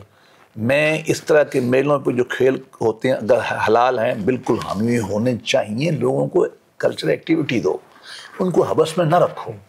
میں تو اس کا حامی ہوں. ہاں لیکن وہاں شرک نہیں ہونا چاہیے, پیر کو سجدہ نہیں ہونا چاہیے, پیر کو مال نہیں دینا چاہیے. کیوں دیتے ہو تم؟ ہم سے خلاف ہیں. ہم خاندانی گدیوں کے خلاف ہیں. ہم کہتے ہیں نہیں ہونی چاہیے. نہ ہماری روایت تھی پہلے, نہیں تھی, اب بن گئی نا ساری کی ساری. نہیں تھی, ابھی بعض قدیوں میں اپنے بیٹے کو نہیں بیٹھنے دیتے.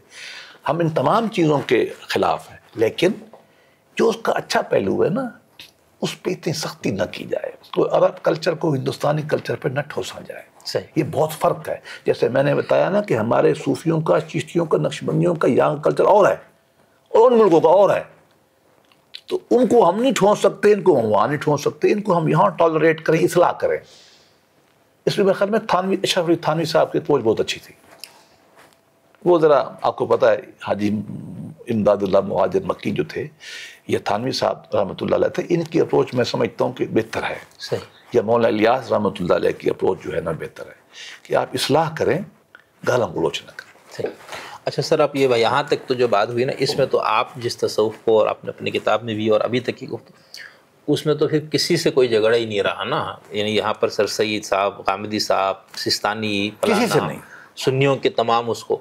اب ہم آتے اس جگہ پر جہاں پر مسئلہ سب جن کو مسئلے ہوئے وہاں پر ہوئے زیادہ. ایک تو وہ آپ نے بتایا نا کہ رسوم رواج اور ان پہ ٹھیک ہے ابن تیمیہ ان کا کچھ نہیں, ہمیں بھی اعتراض ہے اس پہ. ہاں, لیکن اس پہ آپ کا تو بالکل دوسرا تھا نا کہ یہ ہونے بھی چاہیے, لیکن ان کا تھوڑا چاہیے.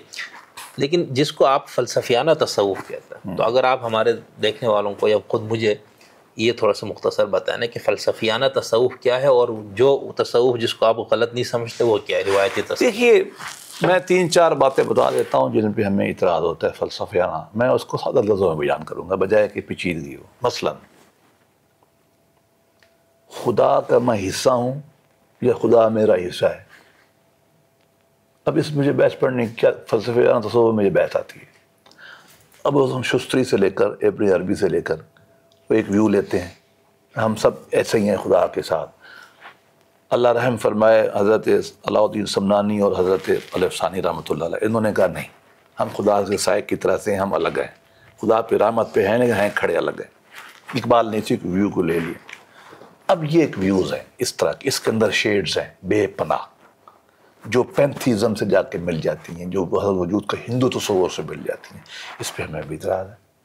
ہم کہتے ہیں توحید کو سمپل رہنے دو جو اللہ نے بیان کر دی قرآن مجید میں. ہاں جو علماء ہیں, جو فلسفی ہیں, ان کا وہ کام ہے, وہ کرتے رہے, مجھے کیا دلچسپی ہے اس سے.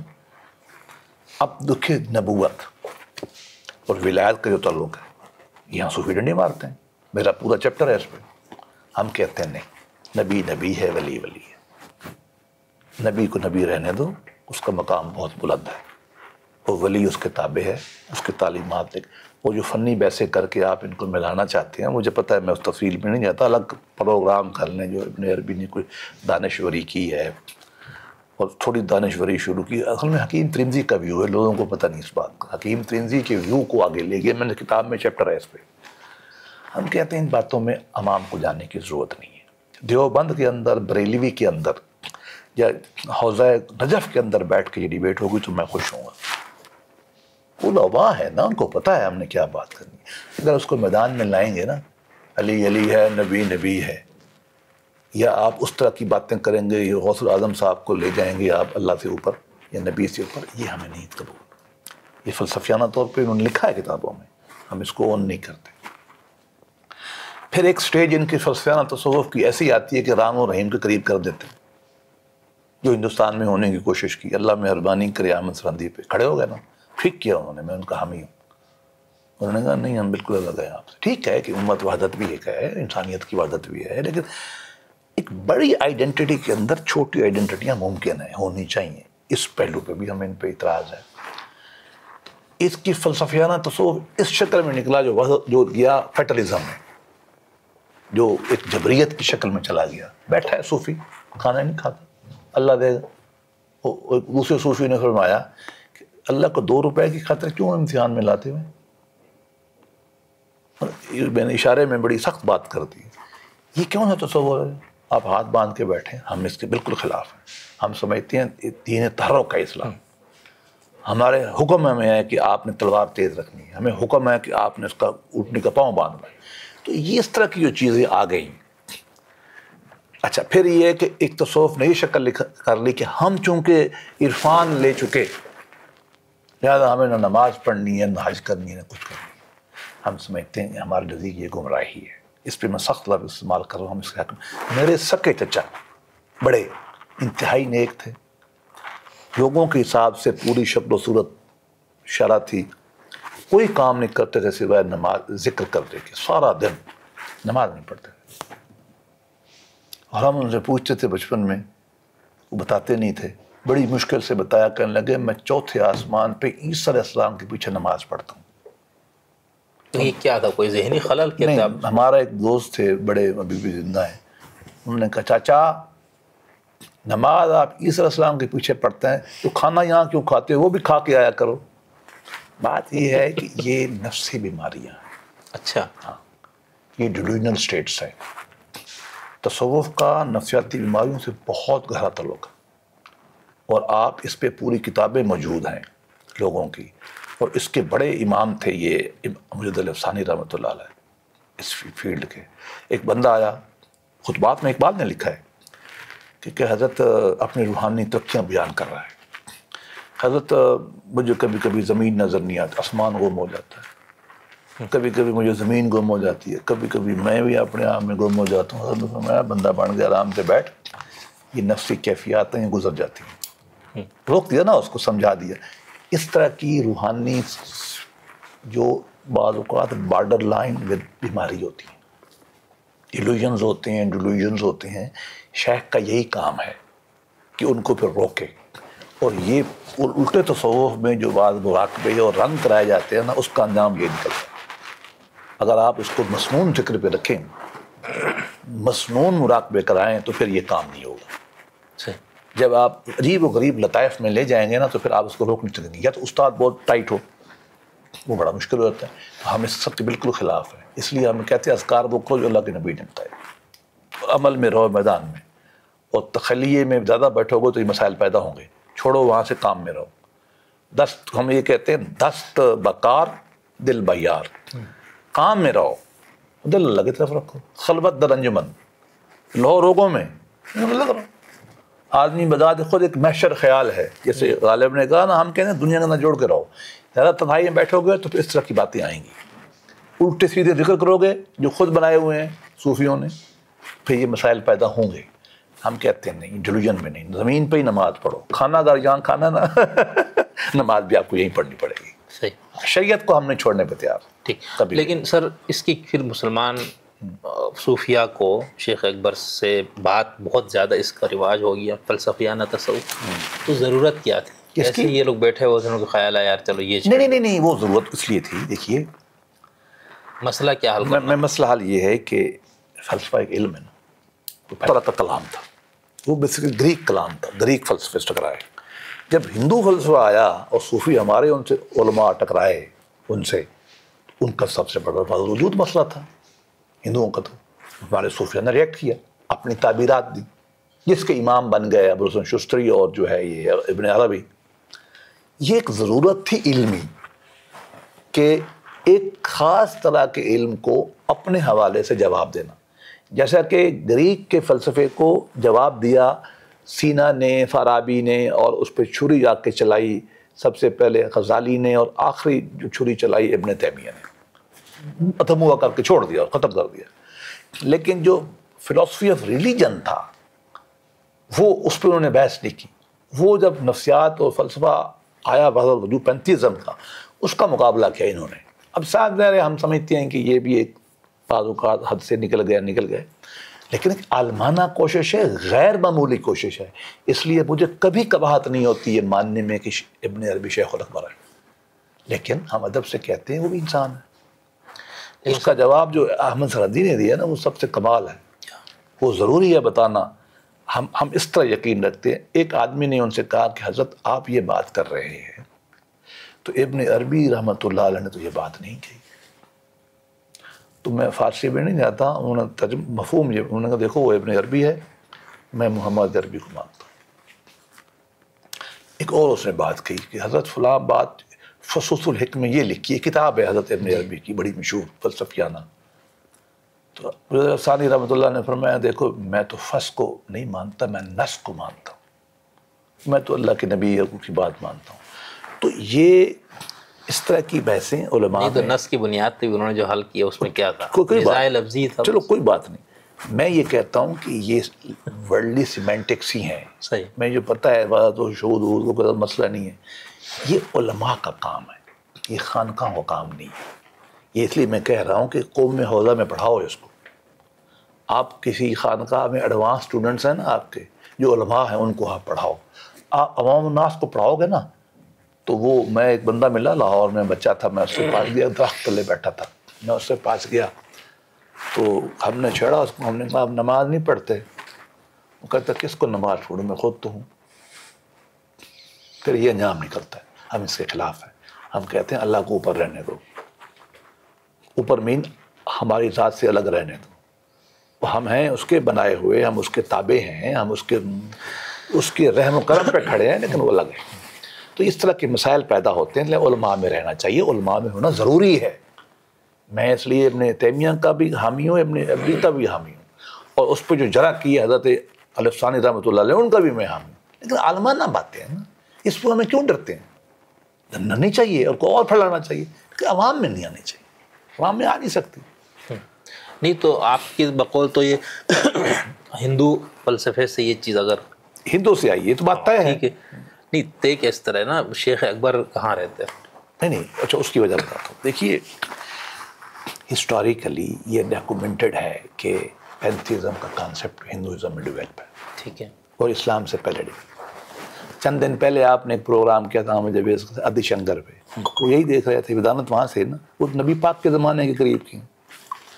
کہا یہ جاتا ہے، ٹرانسمیشن یہ ہوئی ہے، یہ لکھا جاتا ہے ایک کوئی سندھی نام کے عالم دین تھے جو ہندوستان سے تھے، یہ ایران میں گئے، یہ رہتے تھے حضرت باعث بستامی کے پاس. باعث بستامی نے ان سے ہندو فلسفہ پڑھا اور ان کو اپنے عرفانیات پڑھائیں. کچھ ان سے جو قول منسوب ہیں لوگ کہتے ہیں کہ وہ سندھی کا زیر اثر ہے. ابن عربی جو ہے نا یہ ہیں 13ویں صدی کے. اس وقت تک تمام لٹریچر ہندوستان کا، چین کا اور یونان کا ترجمہ ہو چکا تھا، سب ترجمہ ہو چکا، اس سے پہلے ہو چکا تھا. غزالی ابن عربی سے 100 سال پہلے ہیں. وہ گریک فلسفہ آ چکا تھا، ہندو فلسفہ، ہندو نومیرکس آ چکے تھے، میتھمیٹکس آ چکا تھا، سارے کا سارا. یہاں ساتھ ظاہر کچھ لوگوں نے کہا نہیں دین اس طرح ہوا. یہ روایت پھر عربوں سے چلی گئی اسپین میں. صاحب ظاہر یہ اسپین جو تھا بغداد کی ایکسٹینشن تھا نا جی، اموی حکومت وہاں بنی، پتہ ہی ہے سب کو، اور وہ آگے بڑھ گئی. وہاں ابو حسن شستری پہلا آدمی ہے جب نے یہ چیزیں پڑھی، اگرچہ کرسچینٹی میں یہ ایلیمنٹ تھا کم تھا، اس نے اس پہ ریئیکٹ کیا پوئٹری میں بڑی شدت کے ساتھ، 2 قدم ابن عربی سے بھی آگے، لوگوں کو پتہ نہیں ہے اس کو. اس کے بعد ابن عربی رحمۃ اللہ علیہ نے باقاعدہ کتاب لکھ ڈالی، اور وہ کتاب نہ کسی کی سمجھ میں آتی ہے، یہ دانشوری کرتے ہیں، شاید ہی کچھ ان لوگ سمجھتے ہوں. ان کے بیٹے یا سوتیلے بیٹے صدر الدین قونوی رحمۃ اللہ علیہ نے ان کی ترتیب دی، چونکہ ابن عربی کی حیثیت جو ہے نا ایک طوفان کی سی ہے، ہوتا ہے چلا جاتا ہے، پھر کبھی وہ ادھر بات کرتا ہے ادھر اور بات، اس کو سسٹمیٹائز کر کے صدر الدین قونوی نے بیان کیا، اور دودھ کیسری وغیرہ آ گئے تو تعلیم چل پڑی اور ایک بڑی اسکول سا بن گیا. تو یہ ہم نہیں کہہ سکتے کہ ان کا ایکسپوجر نہیں تھا، ہسٹوریکلی ثابت ہے، اور اس کا رد عمل تھا ان کا. اور یہ تو پھر ویسٹرن ورلڈ میں آلریڈی ہے. سارے جو شاعر ہیں بڑے بڑے اس کے انگلش سارے پینتھیسٹک ہیں، سارے کے سارے. تو یہ انٹرنیشنل سی روایت ہے، اس کا رد عمل تھا. لیکن سر اس پہ تو وہی پہلے آپ نے جو تصوف کو جب جن لوگوں نے کہا کہ یہ غیر اسلامی، ادھر آپ نے جو جواب ارشاد فرمایا ہے نا، ایک تو اس کا جواب یہ ہے کہ بھئی تو اگر یہ ہندوؤں میں تھا یا کہیں سے تو کیا یہ اس کے غلط ہونے کی نشانی ہے؟ نہیں بالکل نہیں، باطل ہونے کی؟ نہیں بالکل نہیں. دیکھیے ہم یہ کہہ رہے ہیں کہ اسلامی فکر نے وحدت الوجود کی فکر سے جب ٹکراؤ کیا، اس سے ابن عربی پیدا ہوئے. میں تو اس کو اون کر رہا ہوں، میں تو انکار نہیں کر رہا. علم آتا ہی ایسے ہے نا. ہمارا علم کلام کہاں سے آیا ہے؟ یونان کے فلسفے کے رد عمل میں بنا ہے نا. صحیح ہے. اس میں انکار کا ہے کی بات ہے, تو جہالت والی بات ہوگی. علم تو سارا ایسے ہی چلتا ہے. ہم نے کوئی نیا علم تو نہیں تخلیق کرنا نا. جو یہ کہتا ہے کہ مسلمانوں نے نیا علم تخلیق کر دیا, وہ تو جاہل ہی ہوتا ہے نا. روایت تو وہی آ رہی ہے علم کی ساری. وہ شکل جو اسلامی فلسفے کی روشنی میں, گریک فلسفے کی روشنی میں انہوں نے ہندو پینتھیزم پہ جو ایک شرح بنائی, اسلام اور گریک کے روشنی میں یہ سخت لفظ استعمال کر رہا ہوں, میرے ساتھ کئی لوگ ڈیبیٹ کرتے ہیں. یقیناً ابن عربی کا پیراڈائم جو ہے مسلم کے ساتھ گریک ہے. اصطلاحات تو ساری وہی استعمال کرتے ہیں جو گریک فلسفے سے آئی تھی. مسلمانوں میں تو کوئی نہیں تھی. وجود کا لفظ کہاں سے آیا؟ گریک فلسفے سے آیا نا یہ سارے کا سارا. ان کی روشنی میں ان کا ذہن بنا ہوا تھا, اسلامی ذہن کا تھا اور باقی جو ہے گریک ذہن تھا. اس کی روشنی میں جو انہوں نے ایک امیجینیٹو قسم کی, ایک پوئٹک اور امیجینیٹو قسم کی جو شرح کی ان کانسیپٹس کی, وہ ان کا بن گیا وجود. یقیناً وہ عالمانہ کوشش ہے, یقیناً وہ بہت بڑی کوشش ہے, لیکن ہم یہ کہتے ہیں کہ وہ فلسفے کا ڈومین ہے. ہم یہ کہتے ہیں کہ کلاسیکل تصور کا ڈومین نہیں ہے. اس کی وجہ یہ ہے ہماری کسی امہات الکتب میں یہ چیپٹر نہیں ہے, ہماری کسی بھی جو ہے سلسلہ نہیں بن سکا ان سے, ہمارے اور چیزیں ہیں. ہم یہ کہتے ہیں کہ تصوف کو تزکیہ و احسان تک قائم رکھو, اچھا انسان بنانے کے لیے اس کو قائم رکھو. اس کے دو پہلو ہیں, خدا سے تعلق ہو حضوری کا, اور انسان سے محبت کرو, بس. لیکن سر چلو امہات الکتب میں نہیں ہے, لیکن ام الکتب میں ہے یہ وحدت وجود. نہیں, وہ الگ اسپیشلسٹ بکس ہیں. نہیں کیسے؟ وہ اسپیشلسٹ بکس ہیں. تصوف کی جو اسپیشلسٹ بکس ہیں نا, جو تخصص والی کتابیں ہیں, ان میں بالکل ہے. بڑا گہرا اثر ہے. میں تو قرآن مجید کی بات کر رہا ہوں. جی وہ تو آپ اب آپ یہ نا, جب آپ یہ فرما رہے کہ وہی ادھر سے لایا فلانا, لیکن ہم یہ کہہ رہے کہ یہ تو خود قرآن کا مسئلہ تھا نا. هو الاول والآخر والظاہر والباطن هو معکم اینما کنتم نحن اقرب الیہ من حبل الورید. حضور کی حدیث ہے کہ جب بندہ نوافل میں پڑھتا جاتا ہے تو فکنت سمعہ الذی یسمع. تو یہ بہت نصوص کا مسئلہ ہے. آپ یہ کیسا کہہ رہے ہیں کہ یہ ہے, یہاں تک اگر آپ رکھیں گے نا تو اس پہ کسی کو اعتراض نہیں ہوگا. تو پھر اعتراض کی ان آیات کی شرح جب وہ گریک فلسفی کے اندر اور ہندو فلسفی کے اندر سے کریں گے تو وہ دو فتریاں چھوڑنے پہ اس پہ اعتراض آئے گا. اس توحید کی وہ تعبیر جو وہ کریں گے اس پہ لوگوں کو اعتراض ہوگا. ہمیں اس پہ کوئی اعتراض نہیں ہے. جو باتیں آپ نے سنائی ہیں اس پہ کسی کو اعتراض نہیں. تو آپ بتائیں نا اس کی کیا شرح ہے؟ هو الاول والآخر والظاہر اللہ کائنات کی سب سے پہلے چیز ہے, سب سے آخری چیز ہے, اس کو یہیں تک رہنے دیں. والظاہر والباطن کیا؟ وہ یہاں بھی نظر آ رہا ہے, چھپا ہوا بھی ہے. تو گویا کہ اللہ کی صفات کا اظہار ہو رہا ہے نا, اس کو رہنے دیں. اس میں کیا پرابلم ہے؟ یہاں تک جب آپ اس کی فلسفیانہ پہلو میں جائیں گے وہ عام آدمی کا مسئلہ نہیں رہے گا, وہ فلسفیوں کو رہے گا. تو میں تو اس کا نہیں کر رہا, میں کہتا ہوں کریں, وہ چار اللہ کرے اور ابن عربی اور پیدا ہوں. ہم یہ کہہ رہے ہیں کہ اس کو عام آدمی سے ہم چاہتے ہیں اس کو الگ رکھیں. صحیح. میں تو اس کا انکار نہیں کر رہا, میں تو اس کو اچھی کوشش کر رہا ہوں, میں تو شیخ پر کہہ رہا ہوں اس کو. لیکن سر اس کے اندر یہ مسئلہ ہے نا, جیسے اگر ہم یہ کہیں گے کہ اس کو فلسفیانہ تصوف, اور آپ یہ فرما رہے کہ یہ فلسفے کا مسئلہ ہے وحدت وجود وغیرہ, تو پھر تو ابن عربی کو ابن رشد ہونا چاہیے تھا نا, ان کو ابن سینا ہونا چاہیے تھا, ان کو فارابی ہونا چاہیے تھا. جی یہ میں ٹھیک ہے. دیکھیے اب یوں کہہ سکتے ہیں, ایک ہے جنرل فلسفہ, فلسفے کی جو 20 برانچیں ہیں نا, اس کو میں نے لفظ استعمال کی فلسفی آف ریلیجن. ابن عربی آ گئے فلسفی آف ریلیجن میں, فلسفے کی ایک برانچ میں. اس کے اندر بھی ایک پہلو جو پینتھیزم کا تھا, وحدت وجود کا, اس پہ انہوں نے اپنے آپ کو اسپیشلائز کیا ان کتابوں میں. اور کتابیں بھی ہیں ان کی, فتوحات مکیہ میں تو بہت ساری چیزیں آ جاتی ہیں نا, ان کی ساری کی ساری, لیکن اس موضوع پہ اسپیشلائز کیا. اور آپ یہ واحد نہیں ہیں, آپ کو اس سے پہلے آپ حکیم ترمذی کو دیکھ لیں, اس سے پہلے وہ غالباً دوسری صدی کے ہیں. یہ امام ترمذی نہیں, محدث نہیں, جی حکیم ترمذی. بالکل. اب ان کی کتاب میں جو تصور ولایات کا تصور ہے, یہ جو میتھولوجی ہم نے بنائی ہے, وہ کتب ابداد اور فلاں یہ وہاں سے آئی, نہ پہلے تھی. اس کو ابن عربی آگے لے گئے, یہ اسپیشلس کتاب ہے. اچھا, اسی طریقے سے آپ کو اشراقیت میں آپ چلے جائیں, شہاب الدین سہروردی کی جو نور کا تصور ہے, اشراق ہے, وہ تصور نور تو اللہ کا بھی ہے, وہاں بھی ہم نے پڑھی آیاتیں. صوفیاں کے یہاں بھی ذکر تھا, نور و حضور کتاب میں بھی لکھا ہوا ہے, لیکن اس کو ایڈوانس سٹیج پہ لے جانا وہ اشراقی نے کام کر دیا. تو پھر ہوتا یہ ہے نا ایک روایت کے اندر سب روایت ہوتی ہے، اس سب روایت کے اندر ایک موضوع ہوتا ہے، اس میں بعض علماء آ کے کھڑے ہو جاتے ہیں.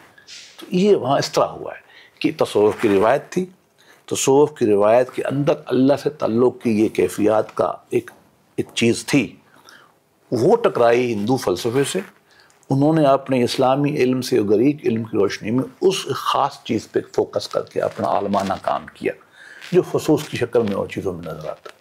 اس طریقے سے لیکن ابن سینا تو ایک جنرل فلسفی ہے، وہ جنرل بات کی، اور وہ جو فارابی تھی انہوں نے جنرل بات کی یا پولیٹیکل فلسفی میں گئے. ابن سینا پولیٹیکل فلسفی میں نہیں گئے، ابن فارابی گئے، ماوردی بھی گیا. ابن رشد جو ہے نا، ابن رشد نے دو کام کیے. ایک تو وہ گئے کلامی فلسفے میں، وہ پیور فلسفے میں نہیں گئے، کلام کے فلسفے میں گئے، امام بن گئے. ہم نے مسترد کر دیا ان کو، کتابیں جلا دیں، عیسائیت نے لے لیا. ایوروسس ایک فلسفہ بن گیا، یورپ کھڑا ہو گیا اس کے اوپر، سارے کا سارا خدا کا وجود وہ اس حوالے سے لیتے رہے. ہم نے اس کو قبول نہیں کیا. ہاں دوسرا امام تھے وہ فقہ میں. آپ مانیں نہ مانیں، ہمیں جب بہت پرابلم ہوتا ہے ہم کتاب دیکھتے ہیں ابن رشد کی یا ابن حزم کی، وہ چیزیں وہاں سے آپ کو مل جاتی ہیں. یہ کبھی الگ موضوع ہم چھڑیں گے، ہمیں تو نہیں ملتی. امام تھے وہ. اور میں تو مزان کہتا ہوں کہ ہم نے تو بڑی تذلیل کی نا ابن رشد کی. میں بھی گیا تھا، ان کا اسٹیٹوٹ لگا ہوا ہے، میں نے تو ان کے پاؤں کو ہاتھ لگا کے معافی مانگی تھی. میں نے کہا جی معاف کر دیں، ہم نے آپ سے بڑی زیادتی کی ہے. وہ بڑے خوش ہوئے، معافی قبول کی. میں تو قبول کر لی، میں تو امت کی معافی مانگ لی تھی. میں تو ہر ایک کو ٹھیک سمجھتا ہوں. ہاں بالکل بھائی ٹھیک ہے، انہوں نے کچھ ایسی باتیں کی جس پہ بعض علماء نے گرفت کی ہے، تو ان علماء پہ اور انہوں نے بھی گرفت کی ہے نا. اس میں جھگڑے کی کیا کی بات ہے؟ کوئی جھگڑے کی بات ہونی نہیں چاہیے. ہم تو سیکھ گئے ہیں اس وقت جدید علوم سے کہ بھائی اس کی سختی مت کرو، نبی نہیں ہے یہ. تو مجھے یوں سمجھ میں آیا کہ آپ کو صرف اعتراض یا اختلاف یہ ہے کہ بھائی اس کو عوام میں نہیں لاؤ، خواص میں رکھو. نہیں، علماء کا کام ہے علمی ڈیبیٹ کرنا. تو کیوں، مطلب وہ عوام کی یا لوگوں کی بھی تو ضرورت ہے. نہیں، جب لوگ اس مقام پہ آتے جائیں گے جب پتہ چلے جائیں گے. اچھا، کیوں نہیں پڑھیں گے؟ تو پھر عوام میں کون لایا اس کو؟ کوئی نہیں لایا. وہ خود ان کا بھی یہی تھا کہ اس کو خواص کے اندر رکھنا چاہیے ان مباحث کو. لیکن اب آپ کو تو اس بنیادی مسئلے پہ اعتراض ہے نا کہ یہ غیر اسلامی ہے. ہم یہ کہتے ہیں کہ وہ ایگزیجریٹڈ ہے. ایک چیز کو بات اتنا ٹھیک ہوتا ہے، اس کو اتنا بڑا کر لیا جائے. جیسے کارل مارکس ہے، معاشرت بہت امپورٹنٹ ہے، ہر شے معاشرت نہیں ہے، بس یہ ہم چاہتے ہیں. ایڈم سمتھ نے بھی یہی کیا نا، منڈی بہت امپورٹنٹ ہے، ہر شے منڈی نہیں ہے. ریلیٹیوٹی بہت امپورٹنٹ ہے، آئنسٹائن کی ہر شے ریلیٹیوٹی نہیں ہے. صحیح. ہم یہی کہتے ہیں کہ یہ وحدت الوجود بہت امپورٹنٹ ہوگی، توحید امپورٹنٹ ہے، اس کی شکل آپ نے وحدت الوجود نہیں امپورٹنٹ ہے، لیکن ہر شے نہیں ہے. ہم یہ کہتے ہیں. تو یہ تو وہ بھی شاید نہیں کہتا ہر شے یہی نہیں، وہ جو آدمی ایک موضوع پہ کھڑا ہو کے کھم ٹھو کے کرتا ہے وہ ہر شے کو فارغ کرتا ہے نا. آپ دیکھو کارل مارکس کو دیکھ لو، اقدام سے ہر شے فارغ کر دیتے ہیں. وہ ضرورت ہوتی ہے، میں اس کے خلاف نہیں ہوں. جب تک ایک موضوع پہ شدت سے تھیسس پیش نہیں کرے گا تو اس کا اینٹی تھیسس نہیں آتا. صحیح. ہم تو اس کو جواز سمجھتے ہیں. صحیح. اچھا سر، جو تصوف چلے اس پہ یہ بات ہوگی. اب تصوف بطور ایک الگ نظام ہے، فکر پوری ایک تفصیلات کے ساتھ جو وجود میں ہے نا، تو اب اس کے اندر جیسے آپ نے اپنی کتاب کے 106 صفحے پر اس پہ کچھ چیزیں آپ نے گنائی ہے کہ مسلمانوں میں مادی ترقی آئی، فتوحات کا سلسلہ شروع ہوا، پھر زاہدانہ جو طرز زندگی اس کے اندر فرق ہوا، تو پھر آپ نے اس کے اندر یہ بتایا کہ کچھ رد عمل آیا. ٹھیک ہے. پھر فقیہانہ تعبیرات کا بھی کہ فقہا نے بہت زیادہ جکڑ دیا لوگوں کو اس باریکیوں میں. اور ہم جو کلام جی یہ وجود بتائیے کہ تصوف کی تحریک کیوں آگے بڑھی، اس کی وجوہات بتائیے. جی، اور کلامی مباحث کا بھی، یعنی وہ سارے خشکی پیدا ہو گئی، خشکی پیدا ہو گئی. تو اب آپ کے اسی 112 پر صوفیہ جو ہے وہ عقل کو اللہ کی معرفت کے لیے ضروری نہیں سمجھتے تھے. آپ اس کو نقد فرما رہے ہیں، تو آپ یہ سمجھتے ہیں کہ اللہ کی معرفت کے لیے عقل کافی ہے. دیکھیے علم کی ایپسٹمولوجی میں کئی نقطہ نظر ہیں، نظریہ علم میں. ایک یہ ہے کہ اللہ جو ہے وہ انٹیوٹیو سے طریقے سے آئیں گے اور ایک وجدانی سی کشفی کیفیت، الہامی سی کیفیت سے آئیں گے. ایک نقطہ نظر یہ ہے کہ نہیں، ہم عقلی تفہیم کریں گے خدا، عقل کے علاوہ کوئی چیز نہیں. میرا نقطہ نظر یہ ہے کہ دونوں کے بین بین ہیں. کیسے؟ اگر کوئی آدمی یہ کہے کہ میں مذہبی تمام چیزیں عقل سے سمجھ لوں گا، میرا خیال میں یہ ممکن نہیں. مذہب کا کلیم ہی یہ نہیں ہے. مذہب کا کلیم ہی ایمان پہ. آپ اس پہ اعتراض کر لیں, وہ خود کہتا ہے میں ایمان پہ کھڑا ہوں, میں کیسے کہوں کہ میں عقل سے سمجھوں گا. لیکن کوئی اس کا کلیم یہ کوئی ایسی چیز میری نہیں ہے جو عقل میں نہ آئے. رہنمائی میں ایمان سے کروں گا لیکن عقل میں آ جائے گی, اس کو دعویٰ ہے. لہٰذا جو صوفی یہ کہے گا کہ میں صرف عرفانیات سے خدا سمجھ لوں گا اور عقل کو سائڈ پہ رکھوں گا, میں اسے پسند نہیں کروں گا. اور جو کہے گا میں صرف عقل سے رکھوں گا اور عرفانیات سے یا نہیں, میں اس کو بھی پسند نہیں کروں گا. میں کہوں گا کہ آپ دونوں جو ذرائع علم ہیں اس کو آنے دیں, اس کے ساتھ لے کے چلیں. صحیح. میں بہت زیادہ انکلوسیو مزاج رکھتا ہوں بہت سارے معاملات, اور یہ مسئلہ پھر آگے بگڑ جاتا ہے. پہلا خطبہ اسی کے اوپر ہے نا, تو وہ کہ علم کے ذرائع کیا ہیں, تو میں یہ سمجھتا ہوں کہ دونوں ذرائع ٹھیک ہیں. اچھا. ہاں, لیکن پیورلی یہ ویسٹرن فلسفی بھی یہ کہتی ہے کہ مذہب fundamentally sort of mystical experience ہوتا ہے. آپ ایک آدمی کو 1000 دلیل دے دیں وہ مسلمان نہیں ہوگا, عیسائی نہیں بنے گا. کبھی چھوٹی سی بات اس کو لے ڈوبے گی اور وہ مذہب بدل لے گا. یہ آپ دیکھ رہے ہیں کہ نہیں دیکھ رہے ہیں؟ پھر تو یہ کوئی اس طرح کی چیز ہے کہ انسان کے اندر کوئی ایشو ہے. صحیح. انسان کو ہمیں سمجھنے کی ضرورت ہے. انسان میں عقل بھی ہے, انسان میں ریشنلٹی بھی ہے, اور انسان میں جذبات نارملسی بھی ہے, اب نارمل فیلنگ بھی ہے, پیرا سائیکالوجی بھی ہے, سائیکالوجی بھی ہے. انسان کے اندر عقل بھی ہے, پیشن بھی ہے, اس کی انسٹنکٹ بھی ہے, اس کی روحانیت بھی ہے. ان تمام کو ایڈریس کرنا چاہیے. کوئی ایک کو کرتا ہے, کوئی دوسرے کو, کوئی تیسرے کو, اس سے مسائل پیدا ہوتے ہیں. ہارمونیس ڈیولپمنٹ انسان کی نہیں ہوتی. ٹھیک. اچھا سر, اس کے اندر آپ نے جو فقہی تعبیرات کا رد عمل ہم نے بہت جگہوں پر اس کو پڑھا, تو اس کو تھوڑا بیان کریں. بات یہ ہے جب آپ سادہ لفظ میں بیان کروں, آپ مسجد میں چلے جائیں, ایک لکھا ہوتا ہے نماز کے احکام. وہ اتنے سخت ہوتے ہیں کہ اگر انہیں کو پورا کرنا شروع کر دو نا, تو آپ وہ پورے کرتے رہو گے, اللہ سے تعلق آپ کا قائم نہیں ہو سکتا. اتنے آپ پریشان ہوتے ہیں, یہ نہ ہو جائے, یہ نہ ہو جائے, یہ نہ ہو جائے. یہ مقصود نہیں ہے اتنی سختی کرنا, وہ دین کی روح غائب ہو جاتی ہے. شرع کہتی ہے ایک خاص شکل و صورت بنانے کو, جو ہماری تعبیرات میں ہے صحیح غلط, آپ اسی میں رہ جائیں گے. اور اگر آپ باطنی تعبیر نہیں لیں گے, دین پہ روحانیت پہ عمل نہیں کریں گے, تعلق باللہ اور پاکیزگی وہ نہیں کہیں گے, تو شاید فقیہ کہے گا کہ ٹھیک ہے, کافی ہے, دیکھ لیا سائز ٹھیک ہے, ہر شے کا تو ٹھیک ہے, ٹک کر گیا. لیکن تصوف تو یہ نہیں کہتا. وہ کہتا ہے نہیں, یہ نہ کرو. وہ کہے گا مال. اس کی میں ایک بڑی سخت مثال دوں آپ کو, بڑی خوبصورت مثال. صوفی اور عالم کا سوچ کا فرق ہے. غالباً ایک صوفی کا نام بول رہا ہوں میں نے, وہ بیٹھے تھے اور امام شافعی غالباً احمد ابن حنبل آئے. تو امام شافعی ذرا تھے تھوڑے مزاج کے نا, تیز تھے اور چھیڑ چھاڑ کے کرتے تھے. تو انہوں نے احمد ابن حنبل سے کہا کہ ذرا ایسے پوچھتے ہیں, بڑا صوفی بنا پھرتا ہے, یہ ذرا مسئلہ پوچھتے ہیں کہ فقہ بھی آتی ہے کہ نہیں.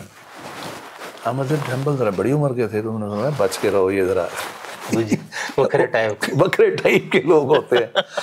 میرا خیال میں یہی ہو, اللہ عالم ہو سکتا ہے, میں نام بول رہا ہوں, میرا اگر میموری صحیح ہے تو یہی بزرگ تھے. تو خیر یہ چل پڑے. اس بزرگ بڑے تھے, اس کے ساتھ بڑے جو بادستار بھی تھی اور مرید بھی تھے. تو ان کے پاس بیٹھے, کہا حضرت ایک سوال ہے کہ ہمارے پاس 100 روپے اگر سال میں پیسہ بچ جائے کتنی زکوٰۃ ہے؟ تو اس بزرگ نے فرمایا 5 روپے. تو امام شافعی کہتے ہیں بھائی وہ 5 یا 2.5؟ فرمایا 2.5 تو ہے شریعت میں کہ تم نے سال میں 100 روپے بچا کے رکھا, 2.5 روپے تم نے دینا ہے. اور 2.5 اس لیے تم نے دینی ہے کہ تم نے بچا کے رکھے کیوں, خرچ کیوں نہیں کیے. تو یہ ایک احسان آگے جانا ہے. 2.5% دینا تو فکر پورا ہو گیا. اب غریب کو آگے دینا یہ ایک الگ مقام ہے. کہاں تک جاتا ہے؟ کل الافظ تک. ابو ذری فلسفے تک جاتا ہے. تو یہ مقام جو ہے فقہ سے نکل جاتا ہے. اچھا, فقہ جو ہے نا دین کے ظاہر کو منسلک ہے. تصوف ہماری نگاہ میں تزکیہ و احسان جو ہے یہ باطن سے منسلک. نماز کا ظاہر بھی ہے، نماز کا باطن بھی ہے. روز اس کا پورا چیپٹر ہے اس میں جی کہ صوفیاء عبادات کو کیسے لیتے ہیں. مثلا صوفی نماز پڑھ رہا ہے، میں نے واقعہ لکھا ہے غالباً امام زین العابدین کا یا کسی بزرگ کا، کہ شام گر پڑے گا ان کو پتہ نہیں چلے گا نماز میں مست کھڑے ہیں، اللہ سے لگے کھڑے رہیں گے، پتہ نہیں چلے گا کوئی چیز گر گئی ہے ان کے اوپر. تو اب یہ جو اندرونی کیفیات ہے نا، کہ نماز پڑھتے ہوئے یہ سمجھنا کہ میری آخری نماز ہے، نماز پڑھتے سمجھنا کہ میں خدا کو دیکھ رہا ہوں، یہ فقیر کا کام نہیں. فقیر کہے گا 4 نمازیں پڑھ لی ہیں کافی. اب جب ان چیزوں پہ زور آئے گا، قانونی لیگلسٹک چیزوں پہ، تو دوسری چیز محروم ہو جاتی ہے نا. تو وہ پھر ان کو انہوں نے پھیلانے کی کوشش کی تو وہ صوفی چلائے. صحیح. اور یہاں پر سر اس مفہوم میں، جس مفہوم میں آپ نے، یعنی ہم ابھی فلسفیانہ تصوف کو الگ کر کے جس روایتی تصوف کی بات کریں، تو اس کے اندر بھی تو فقہاء نے اس کو قبول نہیں کیا نا، ان کو اعتراض رہا. اور یہ بھی کہا جاتا ہے کہ جتنا آپ تصوف اور اس میں جاتے ہیں تو آپ کا قانون کا پہلو، شریعت پہ عمل کا پہلو کمزور ہوتا چلا جاتا ہے. دیکھیں یہ دونوں بیہیویئرز ہیں، اچھا دونوں رجحانات ہیں. بعض لوگ دین کی اندرونی باتوں پہ زیادہ زور دیتے ہیں، وہ انسان ہی ایسے ہوتے ہیں. بعض اس کی ظاہری شکل پہ زیادہ زور دیتے ہیں، انسان ہی ایسے ہوتے ہیں. ہم کہتے ہیں کہ اعتدال اور بین بین. مثلا سیدنا ابو حنیفہ جیسے میں نے عرض کیا نا، سفیان ثوری وغیرہ جتنے بھی، ان کو دونوں خطوں میں لوگ رکھتے ہیں، صوفی بھی رکھتے ہیں اور ان کو عالم کے مقام پہ بھی رکھتے ہیں. اور یہ بڑے عجیب و غریب قسم کے سخت لوگ تھے. میں آپ کو بتاؤں ابو حنیفہ کی سوچ کے بارے میں. ایک آدمی آیا کہ حضرت میرے پاس اتنے پیسے ہیں، میں مسجد بنانا چاہتا ہوں، بتاؤ کہاں بناؤں. امام نے فرمایا کہ مسجد کیوں بناتے ہو، جاؤ غریبوں کو تقسیم کرو. تھوڑی دیر بعد پھر اس کا اندر سے جوش مارا تو اس نے کہا حضرت میں تو مسجد بنانا چاہتا ہوں، نیکی کا کام، نماز پڑھیں گے لوگ. میں میرے بچہ جاؤ یتیموں مسیحوں میں تقسیم کر دو. تیسری دفعہ اس نے پھر کہا تو حضرت نے فرمایا امام ابو حنیفہ نے کہ مجھے لگتا ہے تیرا مال حرام کا ہے. یہ ہے صوفی سوچ. مسجد بہت ضروری ہے چلے، لیکن اصل حق کس کا ہے؟ یتامہ کا، مساکین. فقیر یہ نہ کہتا. تو یہ سوچ کا فرق ہے. صحیح. تو دونوں کی ضرورت ہے. میں تو تیسری یہ پیش کر رہا ہوں، دونوں کی ضرورت ہے. صحیح. اچھا دوسرا آپ نے اپنی کتاب میں بہت تفصیل سے نا تصوف میں غیر اسلامی نظریات کی بحث، اب اس کے اندر آپ نے کافی چیزیں ڈال دی، باطنیت کو بھی، اور اس کے بعد آپ نے ہمارے جو ادھر رہبانیت کو بھی اس کے اندر، ٹھیک ہے، فارسی عنصر کو بھی ڈال دیا آپ نے، نو افلاطونیت کو، ہندو مت کو. تو ایک تو اس کی تھوڑی توضیح کیجیے. دوسرا کیا آپ اگر مثال اصول فقہ پہ کوئی کام کریں گے انشاءاللہ آگے، آپ نے اجتہاد پہ تو کیا لیکن اس کو مزید فقہ وغیرہ پہ جو مباحث ہمارے ہاں، تو کیا وہاں پر آپ اس طرح کی ہیڈنگ باندھیں گے کہ فقہ میں غیر اسلامی نظریہ؟ میں بالکل باندھوں گا. کلام میں غیر، کلام کو تو آپ لوگ مانتے ہی. میرے ایک دوست ہے بہت نیک آدمی، وہ مجھے اپنے شیخ کے قبر پہ لے گئے فیصل آباد میں، بس مزید تفصیل نہیں بتاتا. ایک درخت کے نیچے لے گئے، مجھے کہنے لگے کہ میرے حضرت شیخ نے 30 سال یہاں ایک ٹانگ پہ کھڑے ہو کے عبادت کی ہے. اب دیکھو یہ ربانیت ہے. مصطفیٰ صلی اللہ علیہ وسلم سے آگے جو جائے گا نا، میں نہیں مانوں گا اس کو. کوئی صوفی ایسا نہیں ہو سکتا جو اللہ کے نبی سے آگے چلا جائے. اللہ کے نبی نے کوئی ایک ٹانگ پہ کھڑے ہو کے عبادت نہیں کی، وہ رات کو سو جاتے تھے.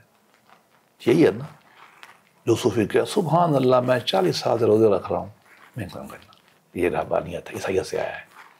صائم الدہر کا تصور اسلام میں نہیں ہے. اللہ کے نبی نے خود نہیں کیا، منع کیا. اب وقت نہیں نا، میں حدیث بیان نہیں کر رہا، اشارہ کر رہا ہوں. 3 صحابی جی منع کیا اس والے مضمون کو، میں کیسے کو منع کیا؟ چونکہ وقت کام ہے نا، میں جلدی بات کرتا ہوں. میں کہوں گا یہ کہاں سے آیا ہے؟ یہ عیسائیت سے آیا ہے. یہ حضرت اللہ والے بیٹھے ہیں، حضرت اللہ والے کے بال 20 سال سے زلفیں نہیں تراشی، حضرت 40 سال سے نہائے نہیں. میں کہوں گا یوگی ہے یہ صوفی نہیں ہے، یہ ہندوازم سے آیا ہوا. میں کہوں ادھر سے آیا ہوں، ہم تو نہیں ماننے کو تیار.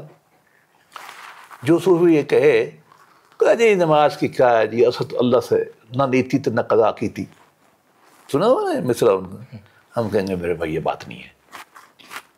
یہ زیادہ سمجھدار ہو گیا ہے ابو بکر صدیق سے رضی اللہ عنہ، حضرت علی رضی اللہ عنہ سیاح ہو گیا ان سے. بھائی انہوں نے نماز نہیں پڑھی تھی، جب میرے چچا محترم جو ہے وہ اوپر جا کے پڑھتے ہیں. یہ بات نہیں ہے، ہم اس کو نہیں مانیں. تو یہ اس طرح کی چیزیں جو ہے نا. نہیں تو ابو ذر غفاری کو کہاں رکھیں گے؟ کس چیز پر بتائیے؟ مدینہ بدر کیا انہی باتوں پر؟ نہیں ان باتوں پہ نہیں کیا. دیکھیے ان کا ویو یہ تھا کہ جو مال انسانی ضرورت سے زیادہ ہے کل اف کے تحت وہ دے دیا جائے، اس پہ بدر کیا گیا. میں تو شاید حق میں نہیں ہوں ان کی بدری کے، میں ادب سے کہتا ہوں، البتہ اس پہ ویو پہ وہ سختی کرتے تھے، لوگوں کو کوڑے شوڑے مار دیتے تھے، ڈانٹتے تھے، میرا خیال ان کو برداشت کرنا چاہیے تھا۔ یہ ان کا ویو تھا، ایسے ویو کا ہونا ضروری ہے۔ کیوں؟ جب یکدم پیسہ آ گیا، فتوحات کے بعد مال اکٹھے ہونا شروع ہو گیا، تو ان کا بندے ایسے دو چار ضروری تھے۔ میرا تو ٹھیک سیدھی یہی ہے نا کہ ٹھیک سے انٹی سے وہ ٹھیک تھے، کر رہے تھے، لیکن وہ تو کچھ نہیں کی، وہ تو کمال کے آدمی تھا، ان کا مزاج تھا۔ 2 بکریاں تھیں فائیں کے پاس، پتہ ہے آپ کو؟ میرے ایک استاد تھے جن سے میں نے بہت دین تصوف سیکھا، ان کا نام تھا ابو ذر بخاری۔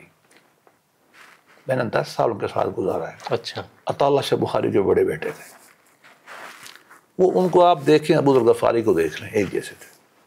وہ کہتے ہیں میں نے جوانی میں ان کی سیرت پڑھی، میں روتا جاتا تھا، اور بس اس کے بعد انہوں نے نام بھی لے لیا، عمل بھی ان کا ویسا ہی تھا۔ 25 سال میں نے ایک ہی جوزہ دیکھا ان کے پاس پھٹا ہوا، گاڑی سائیکل تک نہیں لیا، مطلب عجیب لوگ تھے۔ خیر وہ ابو ذر غفاری، مجھے بڑی عقیدت ہے ان سے۔ 2 بکریاں تھیں، جب مدینہ سے نکل گیا رمضان میں 2 بکریاں رکھی ہوئی تھیں، ایک کا دودھ بیوی تھی، ایک بیٹی بھی تھی، خود پی لیتے تھے، ایک کا تقسیم کر دیتے۔ مدینے میں بھی یہی عمل تھا ان کا۔ اب سنیں، کسی نے پوچھا یہ کیوں کرتے؟ فرمانے لگے اوصانی خلیلی، میرے دوست نبی کریم صلی اللہ علیہ وسلم نے مجھے یہی وصیت کی تھی۔ اور بھائی کوئی ایسا ہوگا تو ٹھیک ہے نا، وہ کرے۔ اب ہر آدمی تو وہ تو آئیڈیلس ہے نا، ہر آدمی تو افضل نہیں بن سکتا۔ اور وہی ہوا، وہ اکیلا اٹھا، اکیلا گیا، اکیلا جنازہ ہوا۔ مجھے تو بڑا دکھ ہے ان پہ۔ اور ایک آپ کے حوالے سے بات کر دیتا ہوں، شاید کوئی دیکھ لیں، مجھے عمر گزر گئی ہے ان کی قبر ڈھونڈتے ہوئے۔ میں تھوڑا قبر پرست بھی ہوں، میں بزرگوں کی قبر پہ جاتا ہوں، مجھے آج تک ان کی قبر نہیں مل سکی۔ کوئی کسی کو پتہ ہو تو آپ کو بتا دیں، ہمیں بتا دیں۔ وہ بڑے لوگ تھے، وہ امام تھے اپنے فیلڈ کے۔ وہ آدمی کا ہونا بڑا ضروری ہے ایسے لوگ۔ اس کا مطلب یہ نہیں ہے کہ ہر آدمی ایسا نہیں ہو سکتا۔ اللہ کے نبی نے چیزیں گزاری ہے، اللہ کے نبی نے جب اعلیٰ چیزیں گزاری ہے تو، لیکن ایسے آدمی کا ہونا ضروری ہوتا ہے۔ یہ ٹارچ کی حیثیت سے کھڑے ہوتے ہیں، یہ آئیڈیل ہوتے ہیں، ان کو نہیں برا بھلا کہنا چاہیے۔ صحیح۔ اچھا، اس کے اندر جیسے شریعت اور طریقت پہ ہمارے یہاں بڑی بات ہوتی ہے، ایک اس کو تو چلو کافی سے بات ہو گئی ہے، لیکن آپ نے اس کے اندر امام جعفر صادق کا وہ پیش کیا ہے کہ آیات کے 4 معنی ہیں، ٹھیک ہے، ظاہری، اشاراتی، لطیفاتی، حقیقی۔ وہ اس سے مراد یہ ہے، آپ اس فنی بحث کو بھول جائیں۔ کسی بھی ایک چیز کی تفہیم ہر آدمی اپنے حساب سے کرے گا۔ جب ہم بچپن میں قرآن مجید پڑھتے تھے نا، ہماری تفہیمات اور تھی۔ صحیح ہے، اب اور ہیں، اب ٹھیک ہے۔ فلسفے کی تفہیمات پہلی کلاس میں اور ہوتی ہیں، پی ایچ ڈی میں اور ہوتی ہیں، یہی وہ کہہ رہے ہیں۔ ہر بات کا کئی مفاہیم ہیں۔ ایک ظاہری معنی نکلے گا تو فقیہ لے لے گا، اس کا ایک اندرونی معنی نکلے گا عشق و جذبی کا، وہ صوفی لے لے گا۔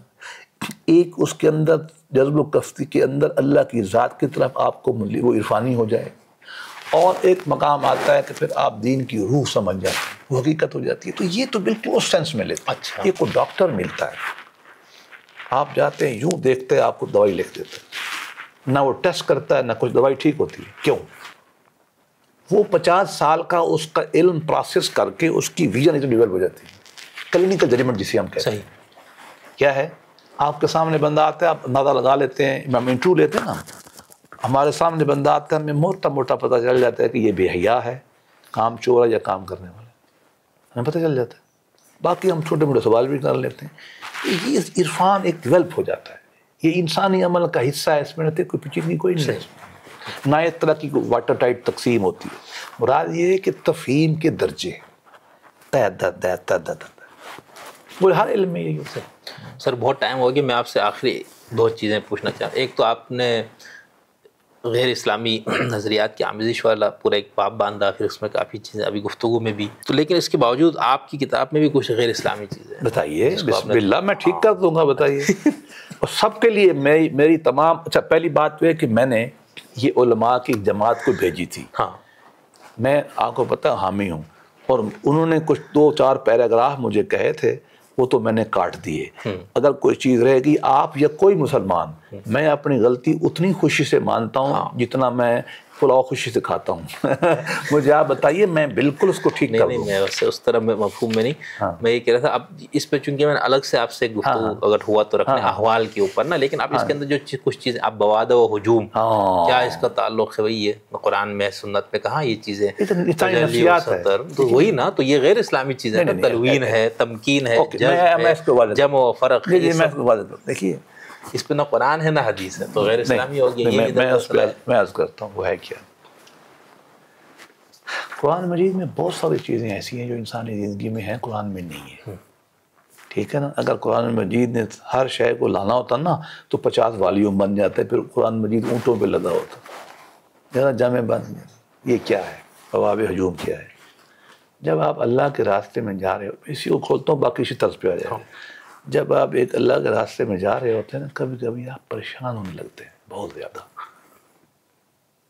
اس ذہنی کیفیت کو ہم وہ حال جو ہوتا ہے اس کو یہ کہتے ہیں. کبھی کبھی آپ خوش ہو جاتے ہیں بیٹھے بیٹھے، وہ ایک بس کی کیفیت ہوتی ہے. یہ اسپرچول سٹیٹس ہیں نفسیاتی. کیا ہے؟ نفسیاتی ہیں. قرآن مجید میں کہہ لیں حزن کے معنی میں لے لیں، آپ اس کو کسی اور معنی میں لے لیں، تو یہ انسان کی نفسیات کی سٹیٹس ہیں. میں نے 40 اکٹھی کی ہیں. یہ بیسیکلی اسلامک سائیکالوجی میں چلا جائے گا. لیکن انسان اس راستے سے گزرتا ہے، اور خاص طور سے صوفی، چونکہ وہ الگ بیٹھے گا، ذکر کرے گا، ارتکاز کرے گا نا، تو اس کے اندر یہ کیفیات، کبھی خدا سے ڈر جائے گا، وہ بہت زیادہ رونا لگ جائے گا، گریہ آتا جائے گا. کبھی خوش ہو جائے گا، اللہ بڑا رحیم ہے. یہ کیفیات اس پہ گزرتی ہیں. اس طرح کی کیفیات ہے. اس کے اسلام سے اس طرح کیا تعلق ہے؟ انسانی کیفیات ہیں. تو استاد کا کام ہے ان کو بتانا. تو صوفیان نے 40 کے قریب یہ کیفیات ڈٹرمن کی ہیں. اس میں ان لوگوں کو وہ کنٹرول کرتے ہیں کہ یار یہ نہ کرو، یہ زیادہ مت رہو. کوئی میرے پاس ایک دوست آتا رہا، بہت عالم تھا، ہر وقت گریا مجھے کہا مجھے رونا ختم ہی نہیں ہوتا. مجھے 1.5 سال لگ گیا اس کو رونا ختم کرنے پہ. بھائی رونا بھی بنتا ہے لیکن ہر وقت تو نہیں رونا نا. لیکن نفسی کیفیات ہے نا یہ اس کو یہ نفسی کیفیات ہے انسان کی. ہاں، لیکن مقصد یہ کہ جو انسان اللہ بیلنس چاہتا ہے اس میں خوف بھی ہوگا، رجا بھی ہوگی. لیکن یہ کیفیات کبھی خوف بڑھ جاتا ہے، اس کی شکلیں ہیں ساری، کبھی رجا بڑھ جاتا ہے. اب استاد کا کام کیا ہے کہ وہ رجا کو کم ہے تو اس کو بڑھائے. ہر وقت دوزخ میں جل جاؤں گا اور مر جاؤں گا اور کیڑے کھا جائیں گے، ہر وقت یہ کرے گا تو مردہ ہو جائے گا دنیا میں. اس کو رجا دینی ہے.